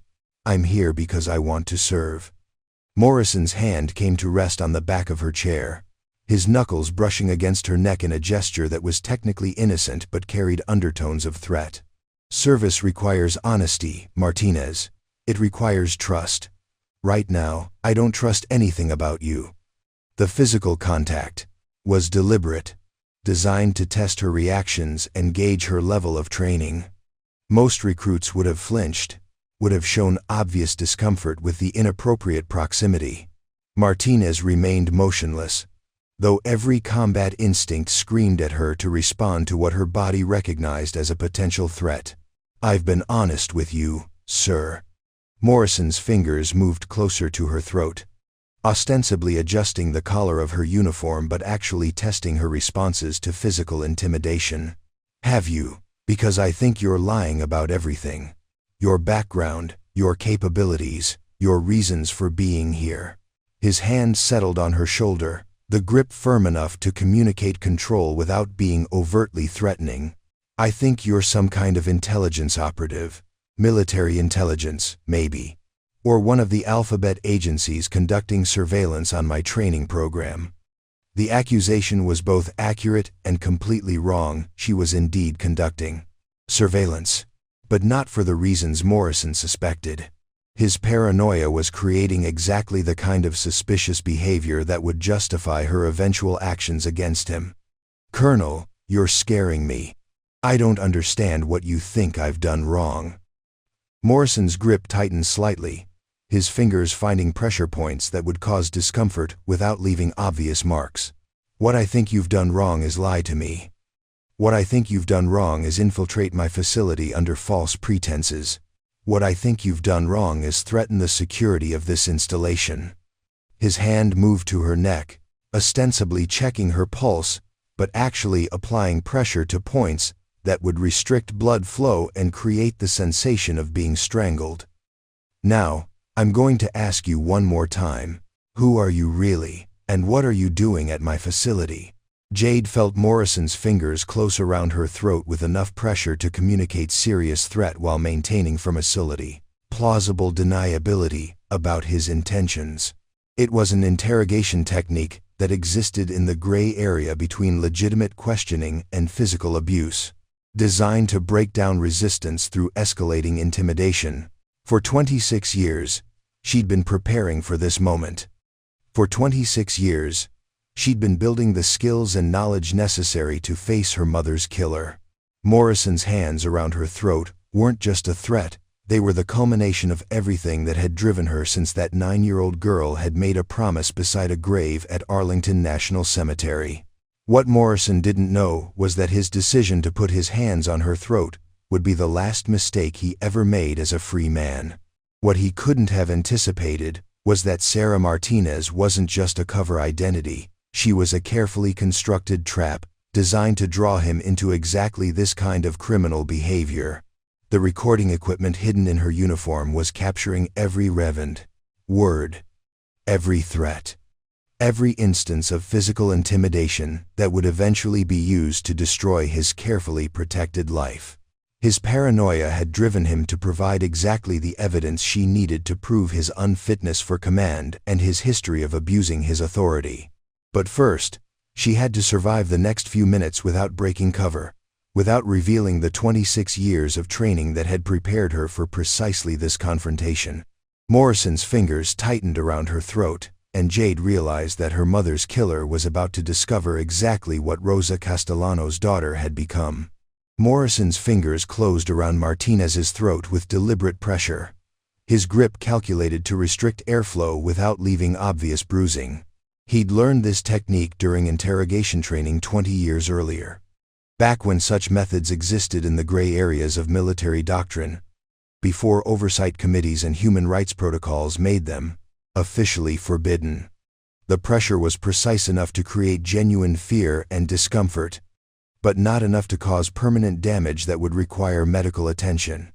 "I can feel your pulse," Morrison whispered, his voice taking on the cold satisfaction of someone who believed he'd finally gained the upper hand. "It's steady. Too steady for someone who's really afraid.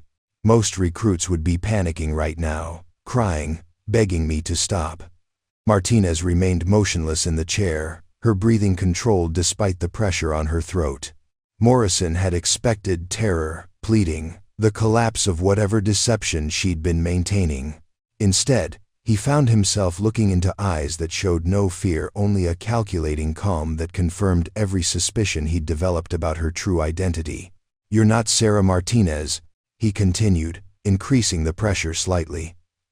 "Sarah Martinez would be terrified right now. Sarah Martinez would be telling me everything I wanted to know to make this stop. But you're not Sarah Martinez, are you?" For a moment that stretched like hours, they remained frozen in tableau. Morrison applying pressure that should have broken any civilian's resistance. Martinez maintaining the kind of composure that only came from years of training in resisting interrogation techniques. The silence was broken only by the mechanical hum of the building's ventilation system and the distant sound of evening training exercises echoing across the base. Then Martinez moved. The transformation was instantaneous and devastating. One moment she was a nervous recruit being intimidated by a superior officer. The next, she had become something entirely different, a weapon disguised as a person. 26 years of training and rage, focused into movements that Morrison's brain couldn't process quickly enough to counter. Her left hand came up to trap his wrist against her throat, preventing him from releasing pressure or adjusting his grip. Her right hand found his elbow joint with surgical precision, applying leverage that would either force him to release her or suffer a compound fracture. Simultaneously, she drove her right foot into his left knee with enough force to buckle the joint, destroying his balance and base of support. Morrison felt his world tilt as 180 pounds of trained operator used his own momentum against him. He'd grabbed what he thought was a vulnerable target. Instead, he'd placed himself in perfect position to be destroyed by someone who'd spent decades learning how to turn attempted strangulation into an opportunity for devastating counterattack. The throw was textbook Aikido, modified by years of military close-quarters combat training. Martinez used Morrison's grip on her throat as an anchor point, rising from the chair while maintaining control of his arm, then executing a movement that sent him airborne before gravity took over. For one impossible moment, Colonel Derek Morrison, 30 years of military service, 200 pounds of muscle and bone, flew through the air like a rag doll thrown by an angry child. He hit the office wall with enough force to crack the plaster, his body impacting with a sound like a sledgehammer striking concrete. The collision drove the air from his lungs and sent shooting pains through his ribs as he collapsed to the floor in an undignified heap. But worse than the physical pain was the sound that escaped his throat, a scream of pure terror as he realized that everything he thought he knew about the situation had been catastrophically wrong. The scream echoed through the administrative building with enough volume to wake personnel 3 buildings away. It was the sound of a predator discovering that he'd cornered something far more dangerous than himself. The vocalization of a man who'd spent his career intimidating others, suddenly facing someone who could destroy him without apparent effort. Martinez stood over his crumpled form, no longer bothering to maintain the posture and demeanor of an incompetent recruit. The transformation was complete. Gone was the nervous, uncertain woman who'd sat in his chair moments before. In her place stood someone who moved with predatory grace, whose very presence radiated the kind of controlled violence that made seasoned combat veterans take involuntary steps backward. "My name," she said quietly, her voice carrying across the office with crystal clarity, "is Captain Jade Castellano, United States Army Intelligence. My mother was Lieutenant Colonel Rosa Castellano, killed in Kuwait in 1999 by insurgents who had advanced knowledge of her patrol routes." Morrison struggled to his feet, his left leg refusing to bear full weight, his ribs sending spikes of agony through his chest with every breath. But worse than the physical pain was the recognition dawning in his eyes, the understanding of exactly who was standing before him and what her presence at his facility meant for his carefully protected secrets. Intelligence that could only have come from someone inside our command structure. Castellano continued, taking a step closer to Morrison's position against the wall. Someone with access to patrol schedules and route information. Someone who'd been selling American lives for profit since at least 1998. She reached into her uniform pocket and withdrew a small recording device, its red light indicating active operation. "Everything you've said and done in this office tonight has been recorded. Every threat, every instance of physical intimidation, every admission of knowledge about activities that aren't reflected in official records." Morrison's face went ashen as the implications hit him. If Castellano had been recording their interactions, if she'd documented his attempts to interrogate her through physical intimidation, his career was over regardless of what other secrets she might uncover. Physical abuse of recruits was a career-ending offense that would result in court-martial, dishonorable discharge, and possible criminal prosecution. "You can't prove anything about Kuwait," he said, though his voice carried none of the authority he'd wielded moments before. "That investigation was closed decades ago." "Was it?" Castellano's smile was cold enough to frost the windows. "Because I've spent 26 years reviewing every classified file related to my mother's death. Every patrol schedule, every intelligence report, every financial transaction that occurred in the weeks before and after the ambush." She produced another device from her pocket, this one displaying what appeared to be financial records on a small screen. "Particularly interesting are the deposits to offshore accounts registered under shell corporations that trace back to your Social Security number. $50,000 in April 1999, 1 week before my mother's convoy was ambushed. $75,000 in June 1999, 1 month after the investigation was closed." Morrison felt the walls closing in around him. If Castellano had access to his financial records, if she'd traced the payments he'd received for intelligence sharing, then she had evidence that could destroy not just his career but his life. The statute of limitations on treason never expired, and the death penalty remained an option for acts of war against the United States. "Those are fabricated documents," he said desperately. "You can't have legitimate access to classified financial intelligence." "Can't I?" Castellano moved closer, and Morrison saw something in her eyes that terrified him more than the physical pain in his ribs. "I've spent 26 years earning the security clearances necessary to access exactly that kind of information. Delta Force Selection, Military Intelligence Officer Basic Course, Advanced Counterintelligence Training. Every program designed to create the perfect hunter of traitors and enemy operatives." The office door burst open, and Staff Sergeant Burke appeared with his sidearm drawn, responding to Morrison's scream with the automatic reflexes of someone who'd heard similar sounds in combat zones. Behind him came 2 military police officers. their own weapons ready as they assessed what appeared to be a situation requiring immediate intervention. "Freeze! Nobody move!" Burke shouted, though his trained eyes were already processing details that didn't match his expectations. Morrison was clearly injured, slumped against the wall with obvious difficulty breathing. Martinez stood in the center of the office, no longer appearing to be the nervous recruit who'd entered an hour earlier. "Staff Sergeant Burke," Castellano said calmly, her voice carrying authority that cut through the chaos. "I'm Captain Jade Castellano, Army Intelligence. I'm conducting a classified counterintelligence operation, and Colonel Morrison has just provided evidence of treasonous activities dating back 26 years. Burke's weapon remained trained on her, but uncertainty clouded his expression. The woman claiming to be a captain bore little resemblance to the recruit he'd been observing for the past week. Yet her bearing and voice carried the unmistakable authority of a field-grade officer. "Sir, I need to see proper identification," Burke said, dividing his attention between Castellano and Morrison. Castellano reached slowly into her breast pocket, withdrawing a leather credential case that contained identification cards Burke had never seen before. Military intelligence credentials with security clearances that required Pentagon-level authorization to issue. "This facility is now under counterintelligence investigation," she announced to the assembled personnel. "Colonel Morrison is suspected of providing classified information to hostile forces, resulting in the deaths of American military personnel.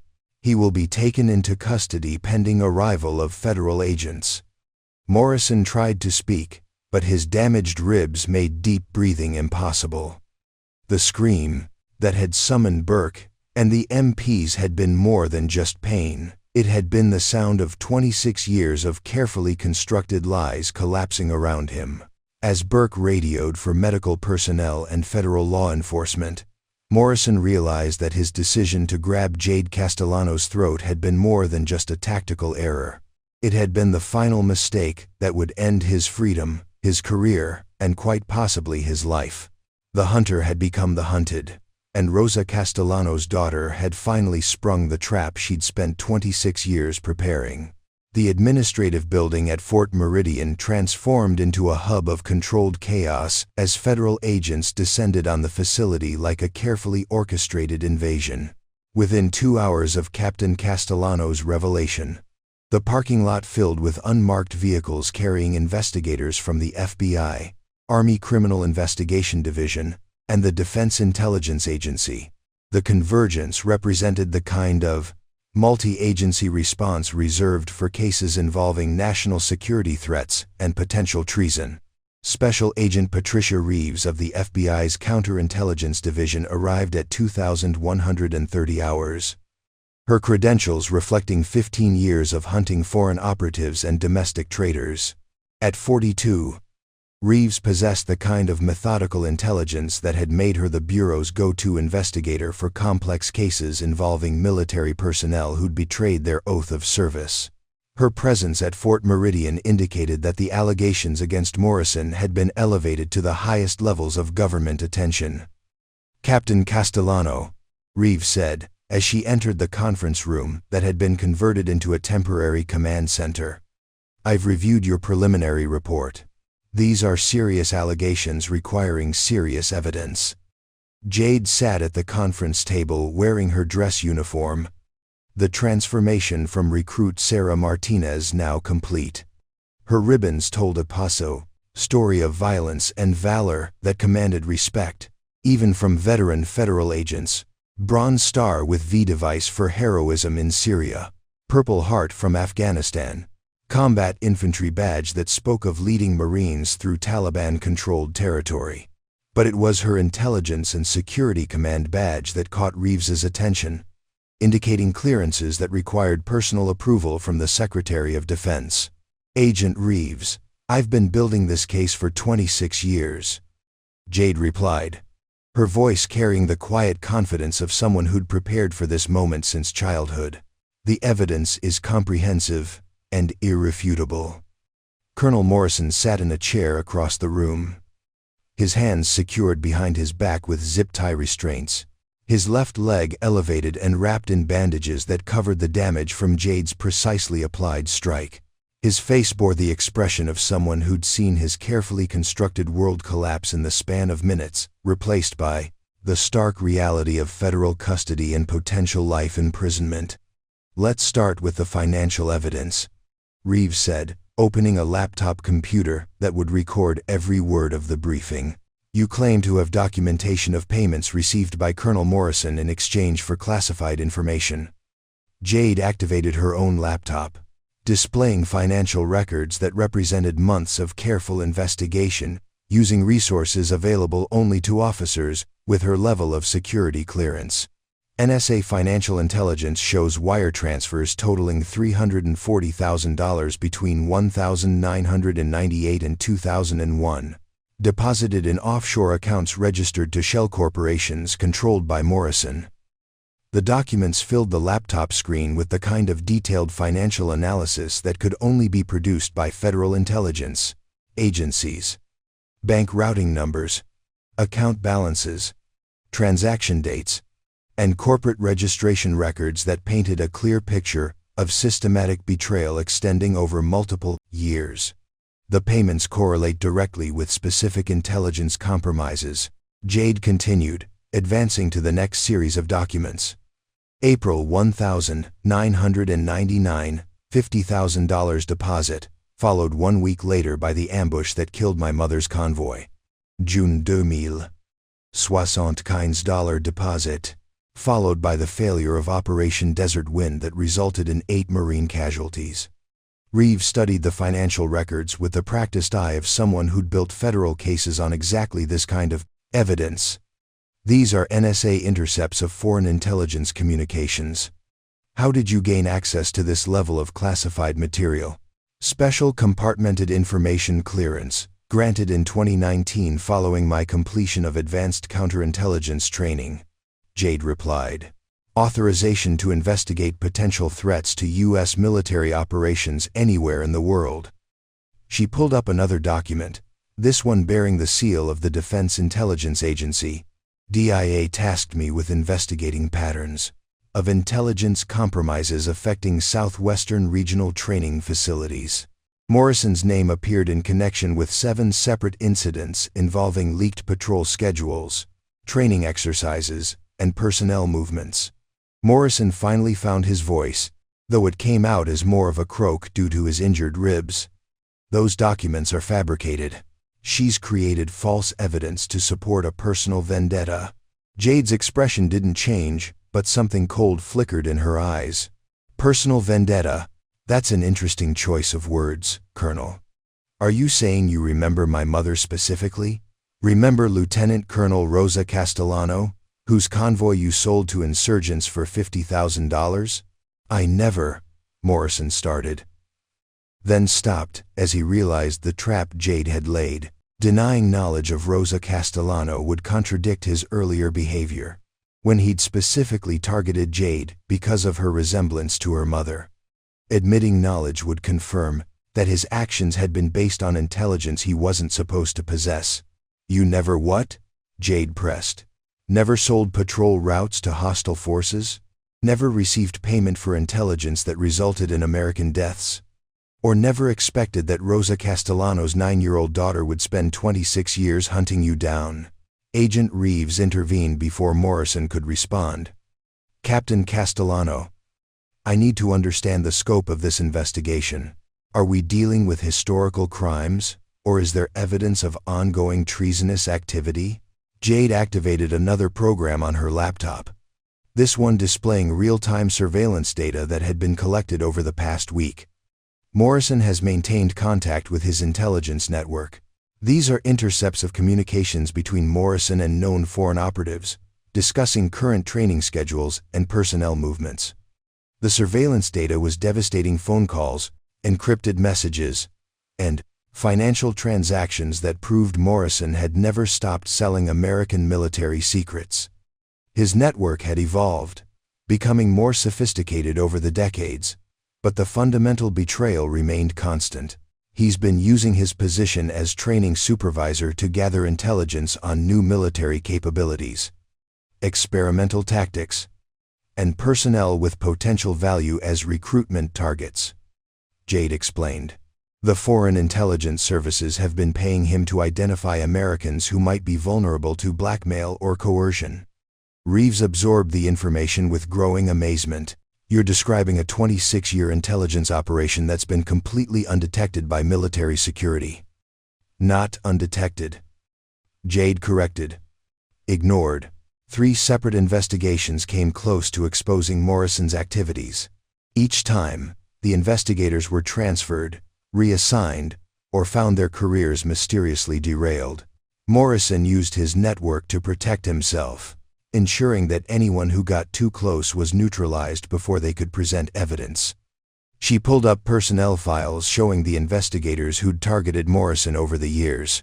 Staff Sergeant Rodriguez in 1999, who filed reports about Morrison's suspicious behavior before my mother's death, transferred to Okinawa 3 days after his final report. Captain Williams in 2003, who identified financial irregularities in Morrison's unit, found dead in what was ruled a training accident. Major Chen, in 2011, who connected Morrison to intelligence leaks affecting Afghan operations, suffered a career-ending injury during a routine parachute jump. The pattern was unmistakable. Anyone who threatened Morrison's operation either found themselves removed from positions where they could cause trouble or removed from the picture entirely. His network had protected him for decades, eliminating threats through transfers, accidents, or strategic career destruction. My mother died because the system failed to protect people who reported threats, Jade said quietly. I've spent 26 years ensuring that would never happen again. Morrison's network is finished. Every contact, every payment, every intelligence transaction has been documented and traced. Reeves closed her laptop, processing the implications of what she'd heard. Captain, this is the most comprehensive counterintelligence operation I've encountered in 15 years with the Bureau. You've single-handedly dismantled what appears to be a major espionage network. Jade's expression remained controlled, but satisfaction flickered in her eyes. I made a promise to my mother 26 years ago. I promised that the people responsible for her death would face justice, and that the system that failed her would be fixed. She looked directly at Morrison, who sat in his restraints, with the expression of someone who finally understood the magnitude of his situation. Today, that promise is fulfilled. Morrison's voice, when it came, was barely above a whisper. Rosa Castellano's daughter. I should have known. You have her eyes. Yes, Jade replied simply. And her determination. And her commitment to protecting American soldiers from people like you. As federal agents prepared to transport Morrison to a secure facility pending formal charges, Staff Sergeant Burke approached Jade with obvious confusion.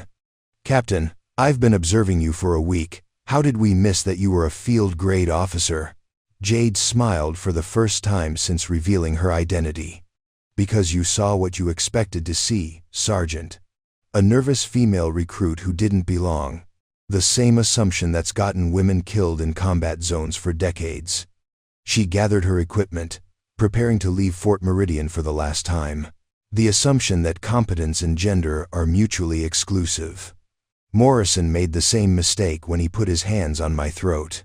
He thought he was intimidating a weak, civilian recruit. Burke watched her move toward the door with the controlled grace of someone who'd earned every ribbon on her chest. What happens now, ma'am? Now, Morrison stands trial for treason. His network is dismantled, and the Army implements new protocols to ensure that people who report threats are protected instead of punished. As she reached the door, Jade paused and looked back at the conference room where Morrison sat in federal custody. And Rosa Castellano's daughter goes home, knowing that justice was finally served. The hunt that had begun beside a grave at Arlington National Cemetery was finally over. The federal courthouse in Denver emerged from the morning mist like a monument to justice. its granite columns and imposing facade designed to remind all who entered that the law was eternal and impartial. On this cold February morning, exactly 1 year after Morrison's arrest at Fort Meridian, those columns would witness the conclusion of one of the most significant treason cases in modern military history. Captain Jade Castellano stood on the courthouse steps at 0800 hours, her dress uniform bearing new additions that reflected the past year's recognition of her counterintelligence work. The Defense Superior Service Medal gleamed beside her other ribbons, awarded for her role in dismantling what the Pentagon had officially designated as the most damaging intelligence compromise in contemporary military history. But it was the smaller ribbon beside it, the Intelligence Commendation Medal, that carried the most personal significance, awarded specifically for her investigation into her mother's death. The prosecution team assembled around her represented the full weight of the federal government's determination to see justice served. Special Prosecutor Amanda Torres had spent 8 months building the case against Morrison, transforming Jade's 26 years of investigation into the kind of legally bulletproof documentation that would ensure conviction even in the face of the most sophisticated defense strategies. "Final witness list has been approved," Torres announced, her voice carrying the confidence of someone who'd never lost a treason case. "Morrison's defense team has exhausted their procedural challenges. We proceed to testimony today." The defense had indeed fought desperately to exclude evidence, challenge procedures, and delay proceedings. But the documentation Jade had compiled was too comprehensive, too carefully collected, and too legally sound to be dismissed. Financial records obtained through proper intelligence channels, communications intercepted under valid national security warrants, and testimony from dozens of witnesses who'd finally been freed to speak truth about activities they'd observed but been forbidden to report. Inside the courthouse, the gallery was filled with personnel from Fort Meridian and other installations where Morrison's network had operated. Staff Sergeant Burke sat in the front row, his expression reflecting the complex emotions of someone who'd watched his commanding officer revealed as a traitor. Beside him sat the families of soldiers who died because of intelligence. Morrison had sold widows and children who'd finally learned why their loved ones had walked into perfectly orchestrated ambushes. Morrison entered the courtroom in federal detention clothing. His appearance dramatically changed from the confident officer who'd commanded respect at Fort Meridian. A year of federal custody had aged him visibly, his hair gone completely gray, his shoulders stooped with the weight of impending conviction. The confident bearing that had defined his military career had been replaced by the hollow-eyed desperation of someone who understood exactly how his story was going to end. "The United States versus Colonel Derek Morrison," announced the bailiff. The Honorable Judge Patricia Reynolds presiding. Judge Reynolds had been selected specifically for her experience with national security cases, her reputation for impartiality, and her understanding of the complex legal issues surrounding military treason. At 58, she'd overseen more classified proceedings than any other federal judge in the district, earning respect from both prosecutors and defense attorneys for her fairness and her refusal to be intimidated by political pressure. "Prosecutor Torres, please call your first witness." The prosecution calls Captain Jade Castellano. Jade rose from her position in the gallery and walked to the witness stand with the measured pace of someone who'd been preparing for this moment since she was 9 years old.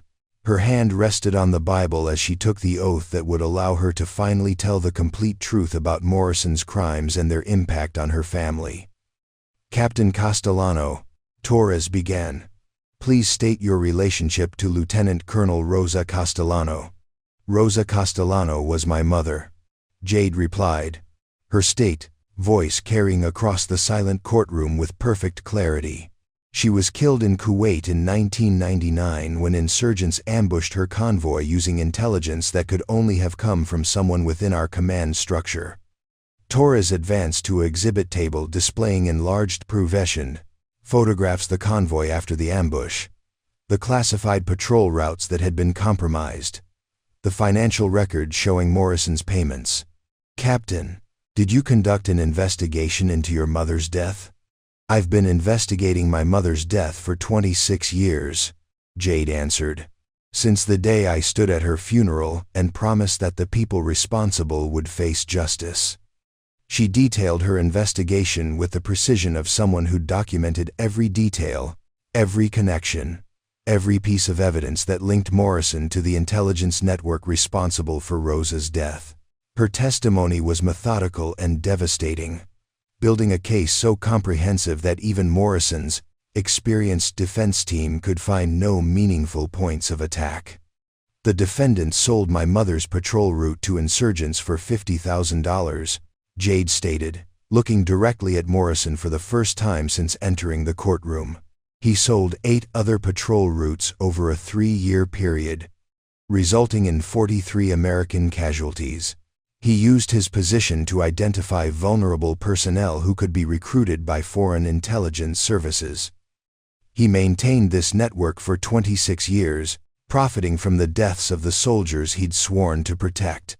Morrison's defense attorney, a former military lawyer named James Crawford who specialized in court-martial proceedings, attempted to challenge Jade's investigation methods, her access to classified information, and her motivations for pursuing the case. But Torres had anticipated every possible defense strategy, and Jade's responses were flawless. Every procedure had been followed, every authorization properly obtained, every piece of evidence legally collected. "Captain Castellano," Crawford said during cross-examination, "isn't it true that your investigation was motivated by personal revenge rather than professional duty?" Jade's expression didn't change, but something steel-hard entered her voice. "My investigation was motivated by justice, Counselor. Justice for my mother, justice for every soldier who died because of your client's greed, and justice for every American family that trusted the military to protect their loved ones." She paused, letting her words settle over the courtroom. "If wanting justice for 43 dead Americans constitutes personal revenge, then I'm guilty as charged." The prosecution called witness after witness: intelligence analysts who'd traced Morrison's communications, financial investigators who'd followed the money, soldiers who'd survived attacks that killed their comrades because someone had sold their positions to the enemy. Each testimony added another layer to the case, another piece of evidence that made Morrison's guilt undeniable. But it was the final witness who provided the most devastating testimony. Staff Sergeant Rodriguez, now retired, took the stand to describe his attempts to report Morrison's suspicious activities in 1999, reports that had been buried, investigations that had been terminated, and his own transfer to Okinawa just days after filing his final warning about intelligence security. "I tried to save Rosa Castellano's convoy," Rodriguez said, his voice breaking with 26 years of suppressed guilt. "I filed 3 separate reports about suspicious activity from Morrison's intelligence unit. I knew something was wrong. But nobody listened to a staff sergeant when a colonel said everything was fine." Morrison's defense crumbled under the weight of evidence and testimony: financial records that proved he'd received payments from foreign intelligence services, communications intercepts that showed ongoing contact with enemy operatives, witness after witness describing intelligence compromises that correlated perfectly with Morrison's access to classified information. When Torres rested the prosecution's case, Morrison's guilt was so thoroughly established that even his own attorney seemed to understand the futility of mounting a meaningful defense. The evidence was overwhelming, the witnesses credible, and the documentation irrefutable. "Your Honor," Crawford said during his closing argument, "while the evidence suggests that Colonel Morrison made serious errors in judgment, the prosecution has failed to prove beyond a reasonable doubt that his actions constituted deliberate treason." It was a desperate attempt to argue that Morrison's 26 years of intelligence sharing had somehow been accidental, that his receipt of hundreds of thousands of dollars in payments had been coincidental, that his systematic betrayal of American military operations had been the result of poor, judgment rather than criminal intent. Torres's closing argument demolished the defense's position with surgical precision. Ladies and gentlemen of the jury, Colonel Derek Morrison sold American lives for profit. He betrayed his oath, betrayed his country, and betrayed every soldier who trusted him with their safety. The evidence shows systematic, deliberate, and ongoing treason that resulted in the deaths of 43 American service members. She gestured toward Jade, who sat in the gallery watching Morrison with steady eyes that reflected 26 years of determination. Rosa Castellano died because this man sold her patrol route for $50,000. 42 other Americans died because this man valued profit over patriotism. The defendant asks for mercy, but where was his mercy when he cashed checks written with American blood? The jury deliberated for 3 hours and 17 minutes. When they returned, their verdict was unanimous on all charges. Guilty of treason, guilty of conspiracy, guilty of receiving payment from foreign intelligence services, guilty of causing the deaths of American military personnel. Judge Reynolds sentenced Morrison to life imprisonment without possibility of parole, to be served at ADX Florence, the federal supermax facility reserved for the most dangerous traitors and terrorists. As federal marshals led him away, Morrison looked once more at Jade, and she saw in his eyes the final recognition that Rosa Castellano's daughter had kept every promise she'd made beside her mother's grave. Justice, 26 years delayed, had finally been served. 3 years after Morrison's conviction, Colonel Jade Castellano stood at the edge of Arlington National Cemetery, on a morning when autumn had painted the Virginia landscape in shades of gold and crimson. The October air carried the crisp promise of winter, and overhead, the sound of military aircraft from nearby bases provided a constant reminder that the business of defending America continued regardless of seasons or ceremonies. She wore her dress uniform bearing the eagles of a full colonel, a promotion that had come 18 months earlier, in recognition of her development of the Castellano Protocol, a comprehensive counterintelligence framework that had been implemented across all military training installations. The protocol bore her name now, officially designating the systematic approach to protecting service members who reported security threats from retaliation or career destruction. The headstone before her read exactly as it had for 29 years. Lieutenant Colonel Rosa Castellano, United States Army, 1961 to 1999, beloved mother and patriot. But the flowers arranged around the grave were fresh, placed there not just by Jade but by dozens of soldiers whose lives had been changed by the reforms implemented after Morrison's conviction. "We did it, Mama," Jade said quietly, her words carried away by the October wind. "Morrison died in federal prison last month. Cardiac arrest in his cell at ADX Florence. He never saw freedom again. And he never stopped paying for what he did to you and all the others." She knelt beside the headstone, placing her hand on the cold marble as she'd done countless times over the years. The gesture had become a ritual, a way of connecting with the memory of the woman who'd taught her that courage meant doing what was right even when you were terrified. Behind her, footsteps approached on the cemetery path. Jade turned to see Staff Sergeant Ryan Burke, now wearing the stripes of a master sergeant and the bearing of someone who'd found his purpose in protecting the integrity of military training programs. At 38, Burke had become the Army's leading expert on detecting infiltration and deception, his instincts sharpened by the knowledge that he'd once been tested by the most sophisticated operator the military had ever produced. "Colonel," Burke said, coming to attention, beside the grave. "I hope I'm not intruding." "Not at all, Master Sergeant." Rosa would have appreciated the company. Jade stood, brushing dirt from her uniform trousers. "How's the new class of instructors progressing?" Burke smiled, the expression carrying genuine satisfaction. "Outstanding, ma'am. 37 drill instructors graduated last week from the Enhanced Detection program. Each one trained to recognize the signs you showed us, the subtle indicators that separate trained operators from genuine recruits. The Enhanced Detection Program had been one of Jade's innovations, designed to ensure that military training personnel could identify potential threats without relying solely on background investigations that could be compromised or falsified. Burke had become the program's lead instructor, using his experience with Jade's deception to teach others how to see beyond surface appearances. "Any successful detections?" Jade asked. "4 in the past 6 months," Burke replied, with pride.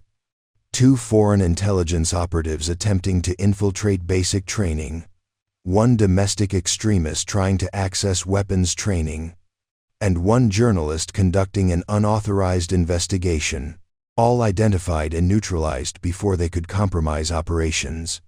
Jade nodded her approval. The system was working exactly as designed, creating multiple layers of security that protected American military training from the kind of infiltration that had allowed Morrison to operate undetected for decades. Another figure approached from the cemetery's main path, and Jade recognized Sergeant Major Tommy Rodriguez, now 61 and serving as the Army's senior advisor on counterintelligence training. His hair had gone completely gray, but his eyes retained the sharp awareness that had first spotted Morrison's suspicious activities 29 years earlier. "Colonel Castellano," Rodriguez said, his voice carrying the respect of someone who'd watched a 9-year-old girl transform herself into one of the military's most effective counterintelligence officers. "I brought something I thought you should see." He handed her a folder containing official correspondence from the Pentagon. Inside was a memorandum announcing the establishment of the Rosa Castellano Memorial Institute for Military Ethics, funded by Congress and dedicated to training military leaders in the principles of moral courage and integrity. "It's being built at Fort Leavenworth," Rodriguez explained. "State-of-the-art facility where every officer in the Army will receive mandatory training in recognizing and reporting ethical violations. They want you to serve as the first director." Jade studied the documents, feeling a complex mixture of pride and sadness. Her mother's name would now be permanently associated with the principles she died defending, the idea that protecting American soldiers required moral courage from everyone in the chain of command. "There's more," Rodriguez continued, producing another document. "The Secretary of the Army has approved the Rosa Castellano Award for Moral Courage, to be presented annually to the service member who demonstrates exceptional bravery in reporting threats to military integrity."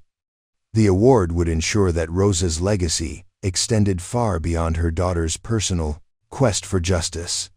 Every year, someone would be recognized for showing the kind of courage that Rosa had displayed, the willingness to stand up for what was right regardless of personal risk. Burke cleared his throat. "Ma'am, there's something else you should know. The recruits at Fort Meridian have been asking about you, about Sarah Martinez, and what really happened during that week." Jade raised an eyebrow. "What have you told them?" "The truth, as much as we're authorized to share. That sometimes the most dangerous enemies are the ones hiding among us. That the person asking for help might actually be the person testing whether you're brave enough to provide it. That doing the right thing often requires risking your career, your reputation, even your life." Rodriguez nodded in agreement. "Your story has become part of the curriculum now. Every new class learns about the importance of trusting their instincts, of reporting suspicious activity regardless of rank or position, of standing up for fellow service members even when it's difficult." The 3 soldiers stood in silence for a moment, paying respect to the woman whose death had ultimately led to reforms that would protect countless others. Rosa Castellano had died because the system failed her. But her daughter had ensured that the system would never fail another soldier in the same way. "I'll accept the director position," Jade said finally, "on one condition. The Institute's first class includes family members of soldiers killed by preventable security failures. They need to understand what the cost of complacency really looks like." Rodriguez and Burke exchanged glances, recognizing the wisdom in Jade's approach. The families who'd lost loved ones to betrayal and systemic failure would be the most effective advocates for maintaining vigilance against future threats. As the sun reached its zenith, casting sharp shadows among the headstones, the three soldiers prepared to leave Arlington National Cemetery.